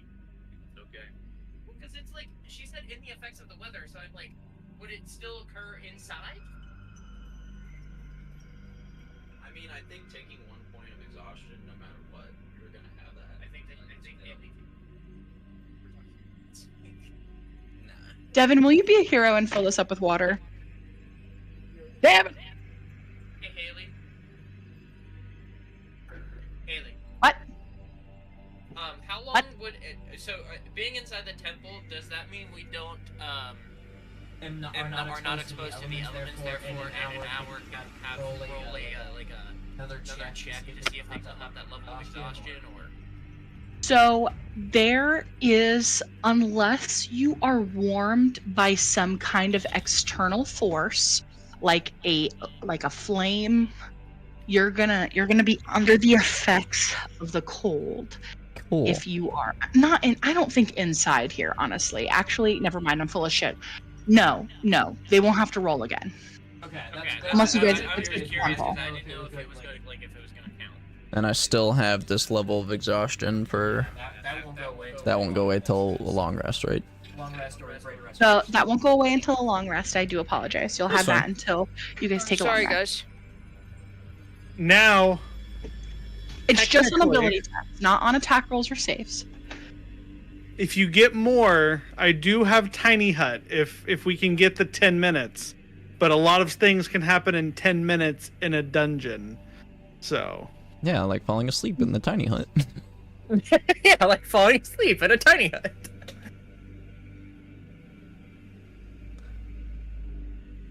Bwomp, oh god, bwomp. hold on. She has red hair now. Pink hair. It is red. You are correct initially. Oh shit! I don't even have my dice. What am I? Hold on. Holding. Pausing briefly.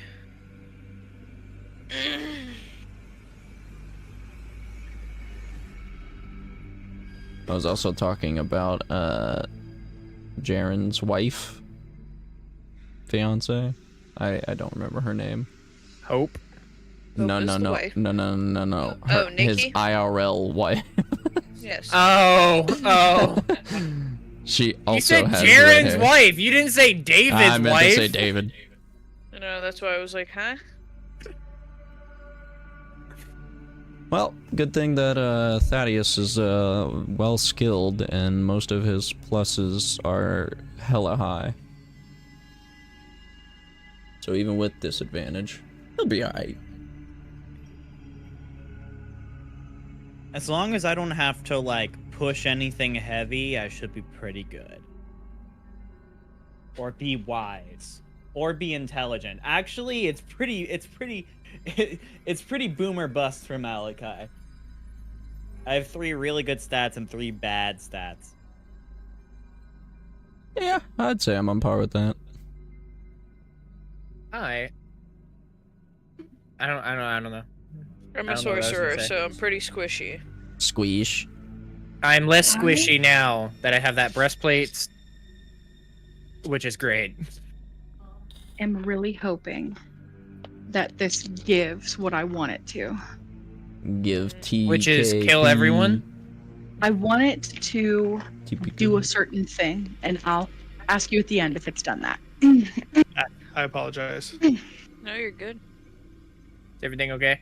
Is the music doing it to him? Yes. Is this like a Baldur's Gate moment where I hit F6 and then if something goes wrong I can hit F7 and reload it? Yep. Good question. Answer that, please.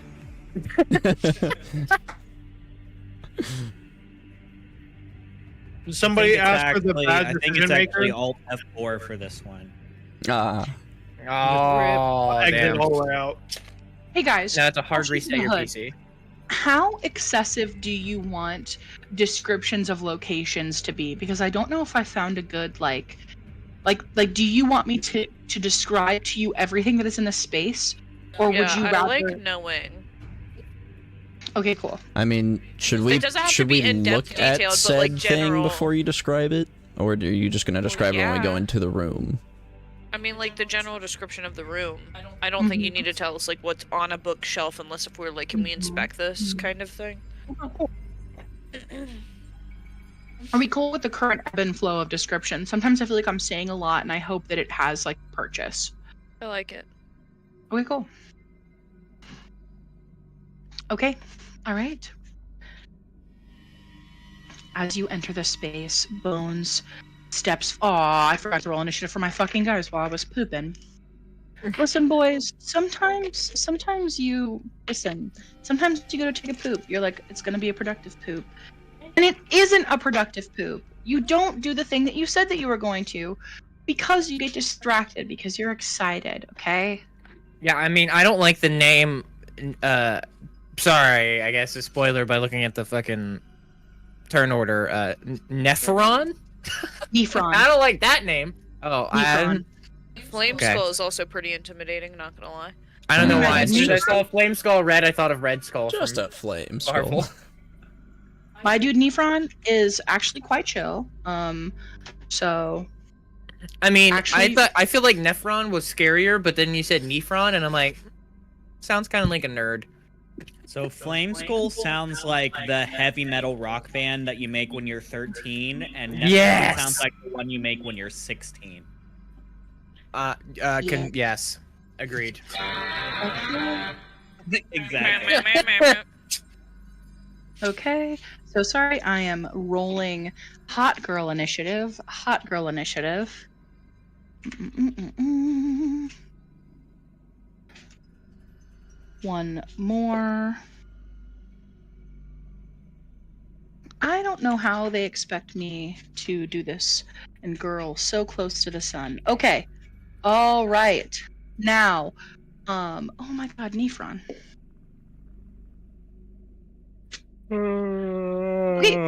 What have you rolled, Aeolus? Oh, 10. A Sadly. 10 is fantastic. Malachi, what have you rolled? The dirty 20. A dirty. Ooh. Ow! I just got bit by a kitten. A dirty, nasty, disgusting 20. Thaddeus. I think it was an 8. An 8 is lovely. An 8 is a Good great. job. 8s are great. She And then is so Jaren. big. Hello, Funyun. Oh my god, look at that pooch. I love. This is my adolescent kitten. Jaren? Sorry, a 10 for my initiative. All right. Now you're doing too much. A 10. A 10. And Bones? I'm Bones. What's your dex? Is it greater than 0? Who are you talking Me? Jaren. Oh. Mine is -1.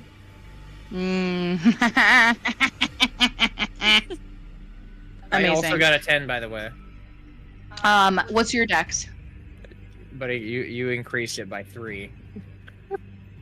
Giving me that breastplate, Oh, so I good. currently have a +3 to my dex. So then you are going to be a 13. Alvina, what'd you get? 16. 16. Fantastic. Okay. All right. Okay. So actually, Bones does not get hit first. I mean, yes, he does. You see coming from slits here, here, and here, there is glowing.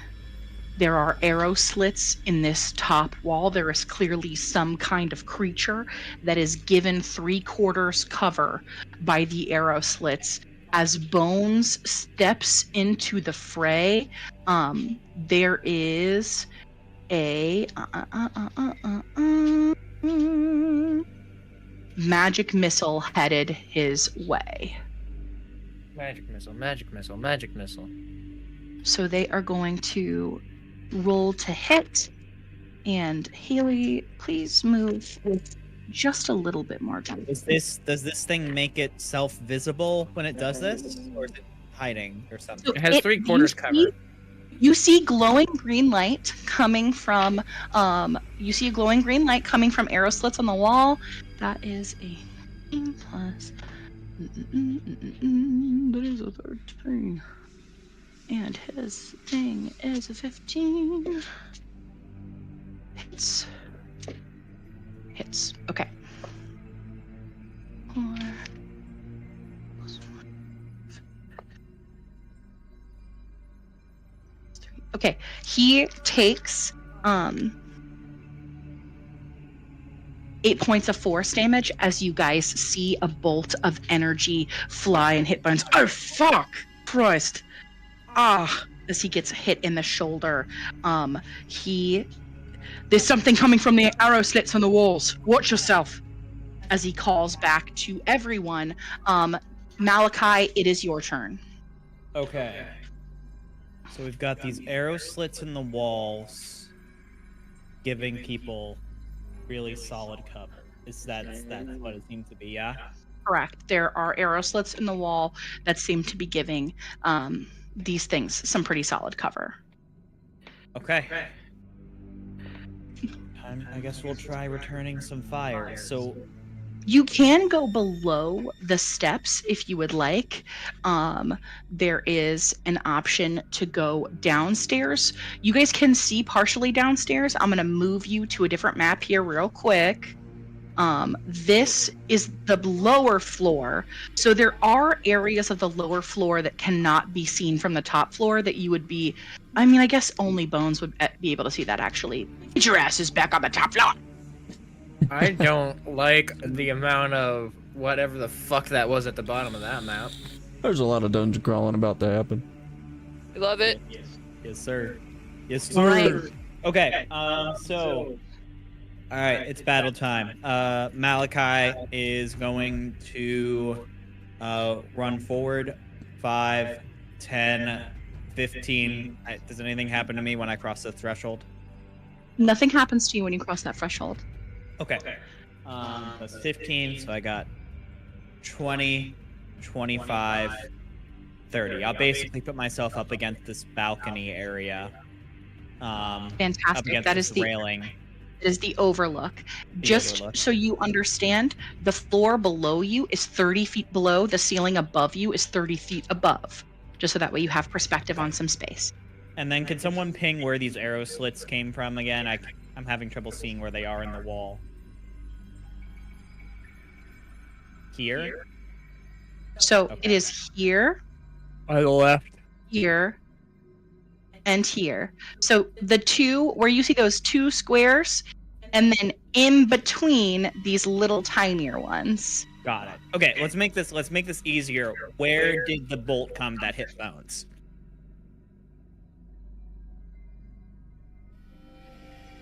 The bolt that hit Bones That's is good. coming Good little marks. right here. Hold on, let me go back and ping. The center. Center one. Okay. There we go. Perfect. So yeah, 40 feet, perfect. I'm gonna go ahead and send some Eldritch Blasts over that way. Go ahead. I will have 2 of them. And I'm sending both of my Eldritch Blasts over there. The first one's a 21 to hit. Second one's a nat 1. Ooh. That one The 21 will explodes. hit, and that one will not. Okay.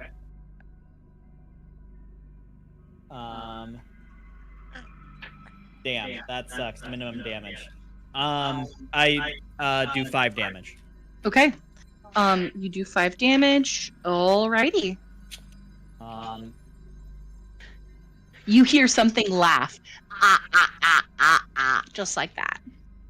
Did this dude just get finished counting or something? What the heck? Oh shit, there's a music change. Music change! I am the devil from the Bible. Alrighty, guys, we're gonna do a music change. If you will head to the chit chat, you will see there is a new set of music. You will click that instead of the drip-a-drop music that we currently have. Turn off the drip-a-drop and click on the Scully Boys. Skelly boys. Okay, so that's movement, action.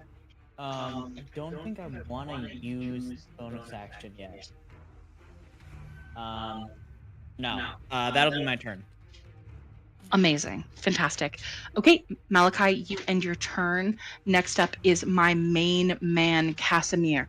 Please, Elvina. He looks at you. He says, be safe. I will journey forward.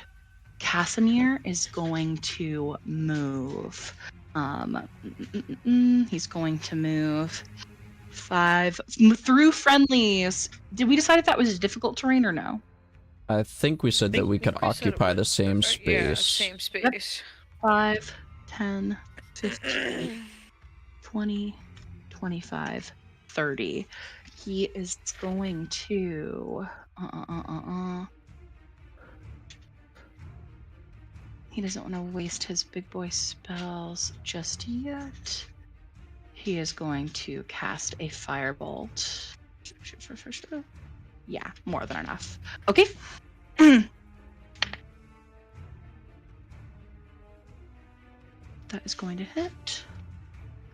You guys watch as from Casimir's hand extends some fiery energy as he deals some damage to the creature there within. But you hear it cackling. Did he deal damage to the creature there within? The world may never know! As he casts a firebolt. That is going to end Casimir's turn. He's in his movement. Next up is our greeny boy. Green boy. Green boy. Green boy. Green lad. Green bean. Green Lantern. Green Oh, arrow. god damn it, Alan, shut up. Coming from I'm gonna call this, you Not little you two, green. coming from this slit here. Ugh.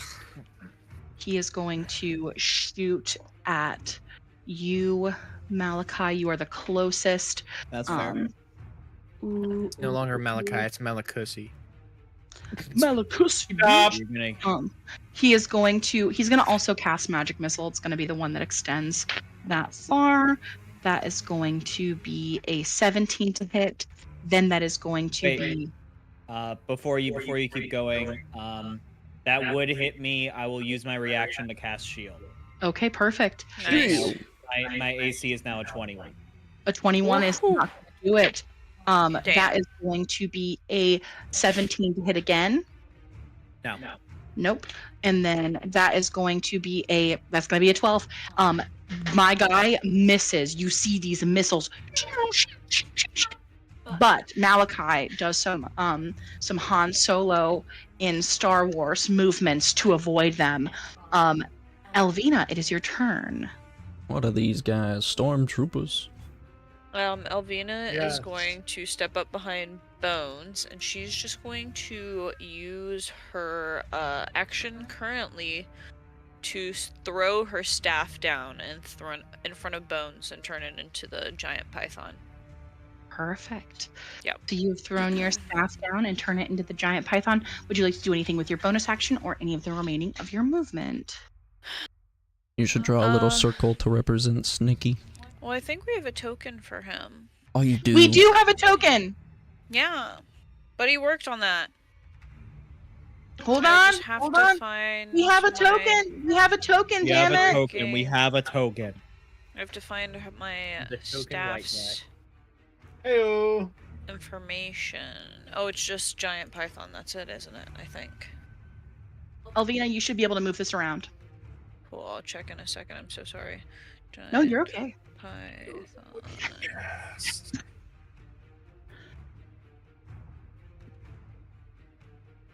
I think it's this one. No. 60. What is that thing called? Damn it. Mm-mm-mm.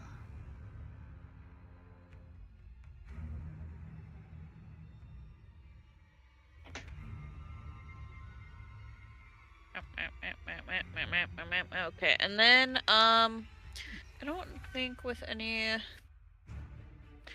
I think I'm gonna just stick sort of behind Bones. So I think that'll be my turn for now. Alrighty. Sticking behind Bones. Fantastic. It is now going to be Nifron's turn. You guys see a great power extending from the statue in the center of the room. I need, what do I need? I need a little thing to help me do my thing, damn it. Math. I need to be better at math. Oh my god. A circle. Mm. I need everyone to make a dexterity saving throw. Damn, I was so close to being out of that. The DC is going to be 17. 4 is a failure. You said dex Does save? my snake have to? Dex save. If he's a creature. So close. That is a natural 20 for Bones. Yeah, That's a both. 13 for me, all the way in the back. I got a 4. The snake got a 21. Okay, fantastic. Is a Elvina pass. failed with a 12. This is Okay. one of those things that I take disadvantage on, right? No. Oh, cool. Just ability checks. This is a saving throw. So saving throws and attack rolls are made just normal. I rolled twice just in case. I got a 22 on my first roll. Okay, Is it okay perfect. if I make the snake's rolls in person, like in my little tower over here? That's okay. That's totally fine. Thank you. Little sneaky. As you see, extending from Nifron, rolling in the air is a giant ball of fire. 33 Okay. points of a fireball strike all of you. Oh my god. If you failed, it is halved. If you were to succeed, so obviously 33 divided by 2 is going to be 16 points of damage for people like Bones and Casimir. Ow. I also only take 16 because I have resistance to fire damage. Let's go. Yep, tiefling baby. If I would have succeeded, it would have only been 8. I know. I'm so sorry. That's a big spell. Oh, So I It's not lost a big 16 spell. It's a points of fire fireball. Fireball damage, just hurts. Right? Huh? Don't worry, there's like 8 more in there. Right. yes. So, if you succeeded, you only take 16. Fantastic. That is going to end Nifron's turn as you hear like a chittering cackle. Different than the ha ha ha. As you hear like sort of like a fox yipping. Aeolus, it is your turn. Uh-oh. Give me a second. I I'm am struggling hurt. to I'm Yeah, struggling to even we go all are. over to my fucking thing. My Damn. fucking roll 20 was lagging my shit. That shit hurted. Yeah. it New year, Um, new PC for Aeolus. Shut the fuck up,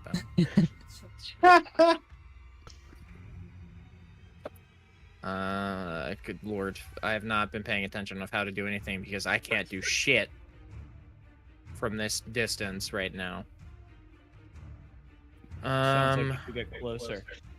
Yeah, as a bard, no, buddy, I'm good. It ain't happening. It ain't happening. Where is that? Ah, there it is. We will pause after Thad's turn, because then everyone will have had a turn in combat, just because it's getting late. All right, I'm gonna go ahead and cast immediately out of nowhere. Cast. We're no longer on under the effects of anything to do with Hero's Feast, correct? Correct. Okay, so I'm gonna cast Aid at the 3rd level. Mm-hmm. Obviously one on probably on Elvina, squishy. What does that do? I'm sorry. You get 10 over health. You heal for 10 points of health, plus your HP is a your HP modifier? increases. Yeah, your AP also increases by 10 points. You get a 10 temporary? Yeah, 10 temporary for 8 hours. Do I also heal 10 or no? Yes. Oh wow, okay. So you heal the 10, but you just heal the 10 that you Mm-hmm. now have above like your health pool. So it's going to be Elvina, it's going to be Jaren, obviously, and it's going to be Bones. Cool. How much is it? Bones could 10. use that HP. So at the 3rd level, it's 10 health. You get healed back plus 10 over health for 8 hours. Cool. All right. Great. Amazing. Thank you so much. Yup. I figured if we're going to be dungeon crawling for a while, I feel like that spell should be, come in a little bit of handy. Hell Making yeah. everyone What a does little it bit look like as tankier. you cast it? It literally is just going to be Aeolus just we has gotten weirdly swift about immediately just taking out like kind of just like a sword, but is their loot, because their sword is like on their like back almost like horizontal, so their loot is more of like the sword that comes out back here, and then they just immediately strum a little bit more hardcore than you've ever heard Aeolus play, and do like a guitar, like almost a guitar lute riff, as Aid, and like just like a green glow just emanates from the power chords and guitar solo that Aeolus is doing, and it's just waves of emitting like I'll say a sickly green energy this time instead of more of a purple hue. It's a sickly green, but it still heals you guys. Oh fuck yeah. And then as a bonus, in the middle of all this, I will start singing something that like goes along with it, but more about weirdly sounds unfamiliar because it's a song that Aeolus wrote like during this like 7-day trip, and it sounds more about sounds weirdly like a hardcore like heavy metal religious song to to a god of death, not specifically a certain one. Only Jaren knows, but that's just kind of like typically like what this song, like the song is about, for expending a bardic and giving that to Jaren. Much appreciated. Amazing. Okay, bardic to Jaren. And that will be the end of my turn, aside from Cape Billow. Oh, Discord. Thank you. All right, that is the end of your turn. Next up, Bones is going to rush forward. He is going to dash, moving his full 30 and then moving a full 30 again, making it down to the ground floor very quickly. He takes out a great axe. He is ready to fuck shit up. He rages as a bonus action. As soon as he gets to that floor, you watch as the veins. I thought he already rages. He was already in a rage. Yeah, he raged as soon as you like had him walk out. He was already in a rage. By the way, I didn't want you to have to like waste a bonus action until now you have a bonus action for something else. Well, he was raging, so he gets down there and he goes. It's giving I have the power, but like he's doing like one of those things that male football players do. They're like, yes. as he gets down to the bottom, sensing that he's going to need to lay waste to this fucking statue. That is the end of Bones' turn. Jaren, it is your turn. I am going to. Holy shit! What to do? What to do? Oh, I forgot to say We that are Snake very has an grouped up, and he initiative, just- by the way. He rolled Oh. a 17. I'm so sorry, because he gets his own.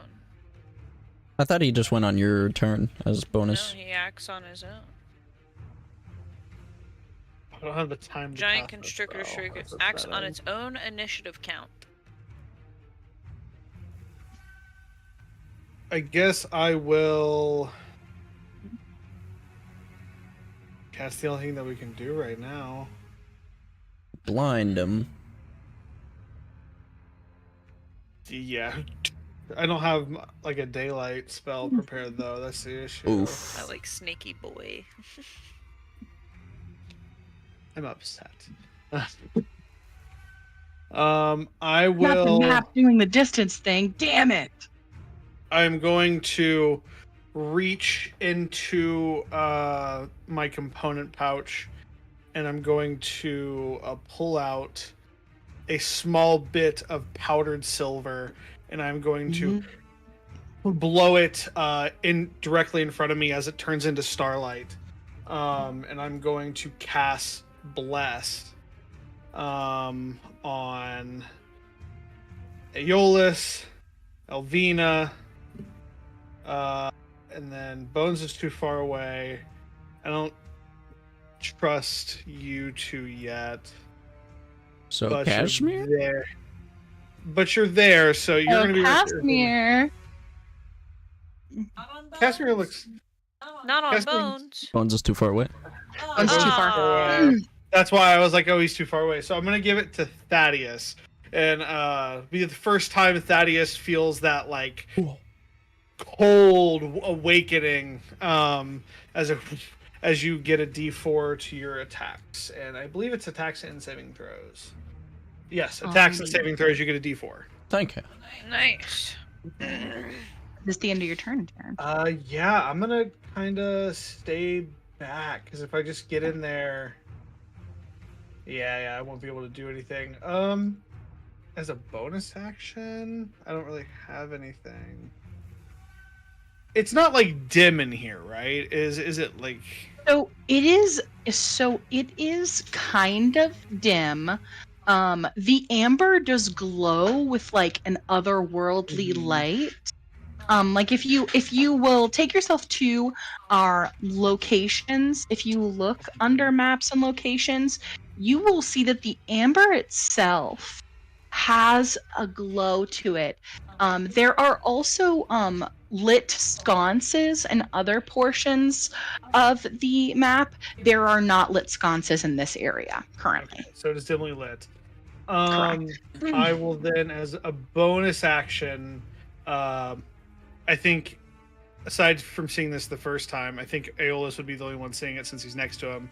My legs and torso begin to become enraptured in deep shadow as it goes from the ankle up to the leg and up to my hip.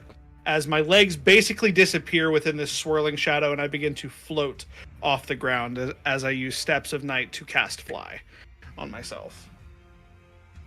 And that will be my turn.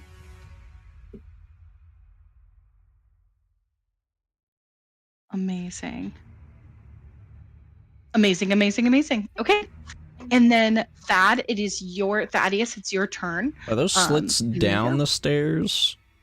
So those slits are actually not down the stairs. Are they 30 feet They are above? actually 30 feet up. So they are directly on the same, like, I guess, I don't want to say parallel, but they're at your same level that you are on the floor. If you were to go down, you could still see into the slits, kind of, but you would not be at level with the slits. Not that that will make a difference. They'll still have 3/4 cover. Anything in there is going to have 3/4 cover. It's a very small slit. Gotcha. Thaddeus just says, so it's a fight they want, it's a fight they're gonna get. And then Storm rat! he's gonna move 5, 10, 15, 20, 25, 30. Do I detect magic on said door? On this door, you Yes. don't. Thaddeus, if you are paying attention to that door, go ahead, give me a perception check. A percepidillus. Oh, that's a nat 20. Let's Plus 4. go. On a nat 20, you hear gruff, masculine and feminine voices coming from inside this room. There are definitely talking humanoids in there, or some kind of talking creature. They're muffled, you can't make out what they're saying. But they definitely hear your scuffle.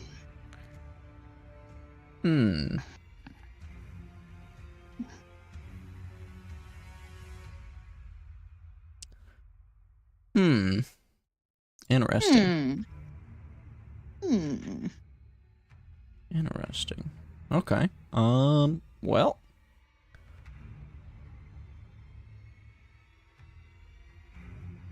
I think what Thaddeus is gonna do now is bonus action dash. 5, 10, 15. I'm gonna peer into the door if I can, just like Are you gonna open it? very slightly, just a little. Alrighty. You open the door.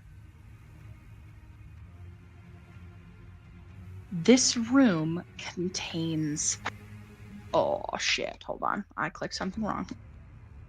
The torches and sconces in this room light its bare stone. There are 6 bedrolls made of stitched. Who's gone? Devin. Devin. My computer crashed. I'm getting back. Oh no. There are 6 bedrolls in here. As you see a bunch of humanoids huddled up, you see 1, 2, 3, 4, 5. A bunch of humanoids huddled up. They are carrying shields as they hear your scuffle. They are holding spears and they are standing in a defensive position around this woman. She is marked with the yellow. As you peer in, they have clearly heard you entering. Bones is roaring at the base of the stairs. Thaddeus is going to draw his rapier and just look at these people and say, "Be you friend or be you foe?" We don't know you, so I guess neither. the woman at the center. I have no idea. She is incredibly pregnant, viciously pregnant at the center of these people. Be you friend or be you foe, says a dark-skinned woman up front. Do not let the skulls of flame in here. Close the door. You guys sound friendly enough. I'm gonna walk in. Bye. I'm gonna yell back to the group, "Guys in here!" And then I close the door behind me. Amazing. In here. You guys watch that exit and close the door in with these humanoids and their bedrolls. We are going to call it here because it is 11:07. How are we feeling? I Pretty good, I think. we do Flame Skull Red real quick just so then we're at the top of the order. Yeah, I think that's fair. I Well, like it would that. be Flame Skull Red. Oh, yeah, blue went first. Yeah, of course. I would be happy to do Flame Skull Red. In fact, that's so lovely that you see that. He's probably Cool. hitting me, right? I'm the Yep. closest guy. For sure. That is a 22 hit. My shield is still active, so still a 21. Alrighty, he does not hit. He can use this twice. That is a 23 to hit, which will do it to him. That will do it, yeah. That will do it to him. That is going to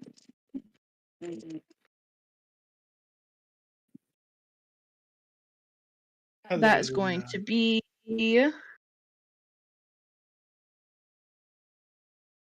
it's going to be 19 points of fire damage as a Sorry, what? a flame ray comes out Oh, and fuck. strikes you in the face.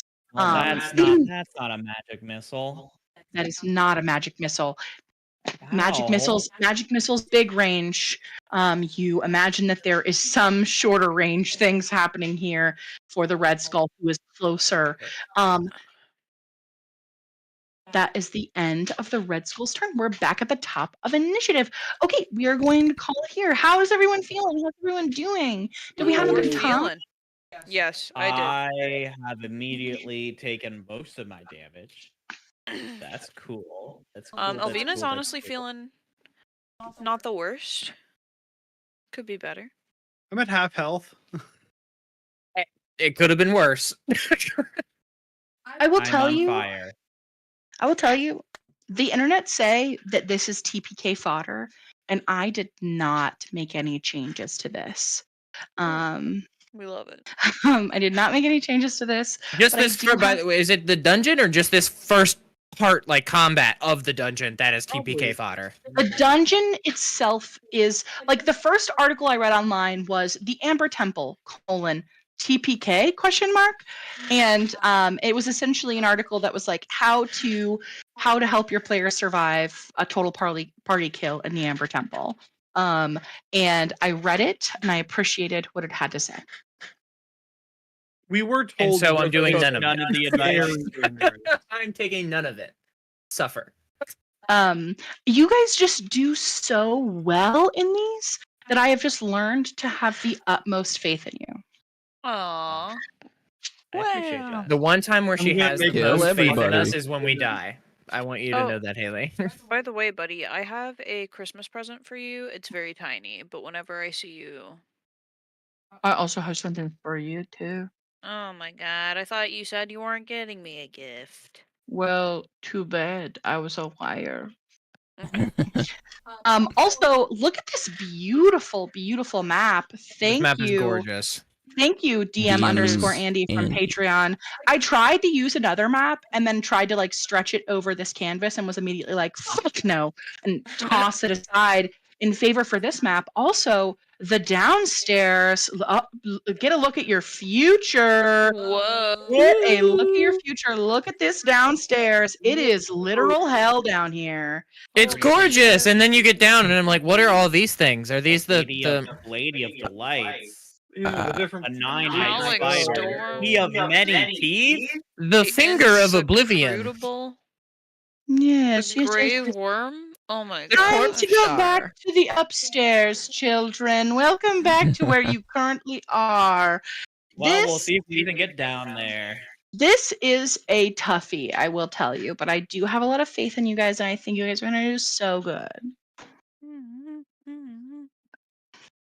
That is I being honestly neutral did as fuck. expect you to attack the mountain folk immediately, and the fact that you haven't already is kind of awesome. Well, I mean, when we are immediately getting attacked upon entering, I feel like I don't want to attack anyone that isn't immediately attacking me. Yeah, where any idea of a potential solace will be taken. Malachi might be like, well, Really Thaddeus do stuck in there, and I don't hear him screaming, so I'm running in. What did we make of Hades? What do we make of Yes. Hades? Yeah. I loved every second of it. That's awesome. It was great. Thank you very much. I know Haley. that you desperately wanted to interact with him, but I was like, in the sort of lore that I have established, the idea of interacting with a god is kind of mind breaking. So even though I do think that he, yes, does bring you a lot of comfort, it is like talking to a being who is made of ethereal light and pain. It is excruciating to look upon even this comforting face. And I hope that I didn't ruin it for you. Because I was like, am I going to make him cheeky like Asmodeus? And I was like, no, this is the god of the fucking underworld. This energy is going to be different. It's not going to be cheeky. He's going to be fucking intense. With a point. Was it sexy? Was it hot? Was it sexy? I liked it.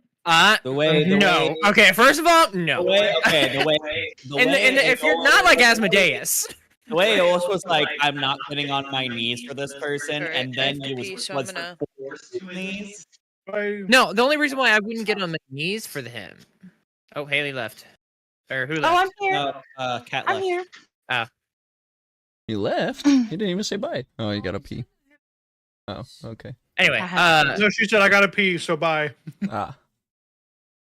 but the only reason why I initially was like, I'm not getting on my knees was just because I was adamant of like not doing it because my friend was watching the stream and telling me to get on my knees, and I'm like, that's sexual, and I know where you're going with it. I'm not doing that because I'm like, I'm trying to be super respectful without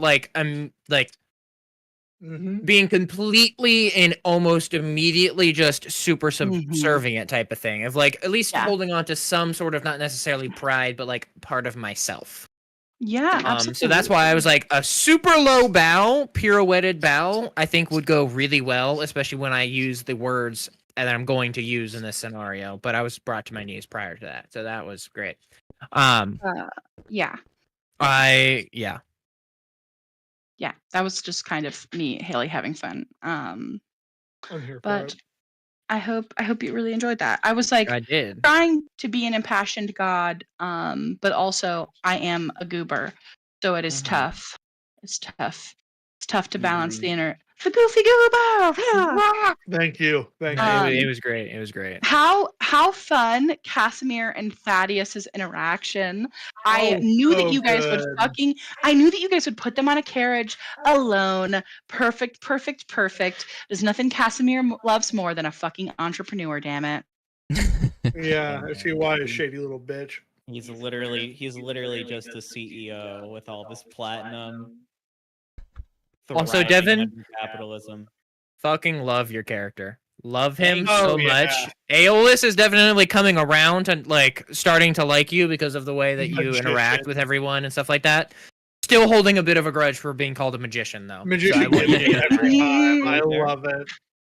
That will not go away until it's addressed later, at some point. Oh, I'm So it's- definitely going to be calling you magician at some point to poke fun, and it's. It's because okay, but that one is like sibling rivalry. He doesn't know me. Rude. Yeah. I mean, with the Wow. amount of shit that I've given I you. hope I'm getting it across that Malachi is generally good natured, but just Oh, yeah. very blunt. Yeah, it's great. I love it. Good portrayal. I hope you guys are ready for part 13 of the Amber Temple, because this is gonna take a minute, boys. It's gonna take a minute. Yep. Yeah. I mean, I feel like Combat do Speed take a run, while. speed run, all speed. big combat right now. The way we speed run is we die. Or Amber Temple. We light it on fire. Problem solved. Done. This version. Hey, there is a problem with that, and that is the copious amounts of snow. And stone. Fire And burns in snow. It's just kind of hard. Can we name our group the Fire Starters? Because I feel like Yes. that's, you know what I mean? Like that. No. The incendiaries. Yes, you know. The incendiaries. That's a The good one. incendiaries does go hard. Well, I mean, I don't have Drac anymore to be like, so fire? I'm alone. Oh, you do have Drac. Drac's not dead. You just don't have him as your friend and ally. I'm going to kill him dead. dead. If I live after this, Good dead. luck. Good luck. Thaddeus doesn't I know have anybody. been working on Drac's new stat block. Could be fun. Could be nice. Could be nice. I'm gonna take his kneecaps. I'm going to I do was- almost nothing but radiant damage to him. I'm going to cast it at the highest level. I was really tempted to ask Desmond to play Drac, to play Vampire Drac. He as totally like could. He as totally a good could. guest star. That would be so fun. How He hilarious. could portray Drac. I think it would be hilarious. I don't think I would actually do this because it would be so anticlimactic for story. If I were to take Drax's old notebook and then on every single page I cast like glyph of warding and then I To make give it to so Drax, Mm-hmm. Mm-hmm. Mm-hmm. open it up, and every glyph of warding goes off at one point. Perfect. It's like, are you ready for You would 15 have minutes it would of be rolling it would dice? be it would be so funny, and it would take you like a month to do it on every Oh, page. oh my god, it'd be so good. It's so worth it. Let's do it. I'm honestly so glad to have two very different sounding NPCs here. I can't let Danica and Hope get in the same room. It just can't Rough. happen. That's rough. It can't happen. I can't let. I'm like, I can never let these two bitches enter the same room That's ever. the same timbre. Which That's is very crazy. hard to- Ow! Fuck my wrist. Don't do that. It's a tendonitis. It's bad. It hurts. My a carpal lot. tunnel acts up a lot. I don't even know if it could be carpal tunnel at this point, David. He hasn't has like seen a specialist yet. I haven't Sometimes seen a my specialist cat yet. tunnels on my carpet, and it's the worst. Let me tell you, Jet, she's a monster on the carpet. Just But tearing it up. is your carpal tunnel, David, where it like where it feels like the tendons are like rubbing and like kind of like going like this against each other, like roughly a little bit, or is that because I want to? No, that's mine's like it goes up to here, like on the inside of my middle finger and all through here, and we'll go through like these three nerve endings and then go all the way up into here, like a lightning wow. pain. Okay, I love. mine isn't an everyone's lightning comment. pain. Mine's like right It here. hurts so bad. Everyone's alignment is so fun. Oh. I'm really excited to use this mechanic in here, which is going to be really exciting. I want it to be known. Alignment means nothing for how you play your character, Haley, at the beginning of this campaign. Listen, I here's use what I'll mechanic say. anyways because I can. It's gotta. Yeah, it was it's to the gotta point. It was to the fucking point matter, where I damn didn't it. even like when I was making Malachi. I didn't even write down an alignment. I was like, this Alignment's a doesn't good matter. starting point. Alignment is a good starting point for people. So I had who- to like look through and be like, what is Malachi? My goal for 2025 is to make alignment and backstory fucking matter. Damn it. I'm making alignment matter again.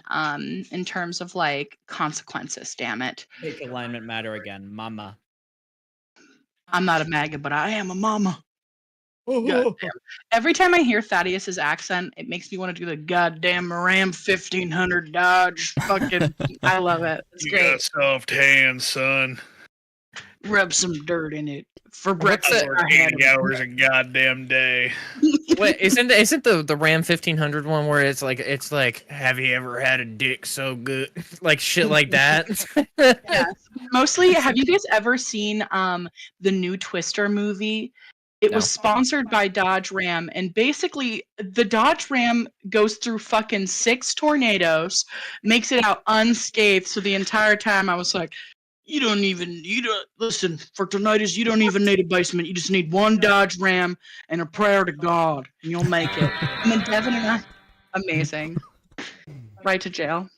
Devin and I were like straight goofing so hard because like these homes would get wasted. Apartment buildings were getting absolutely blitzed. And I was like, Every Dodge Ram was just fine. the next scene, the Dodge Camry and the Dodge Ram are totally fine. It's like, what the fuck? No, it's not a Dodge Camry. It's a Toyota Camry. I do have to depart for the evening. It was a good Yeah, talking I'm to gonna you go ahead and guys. dip.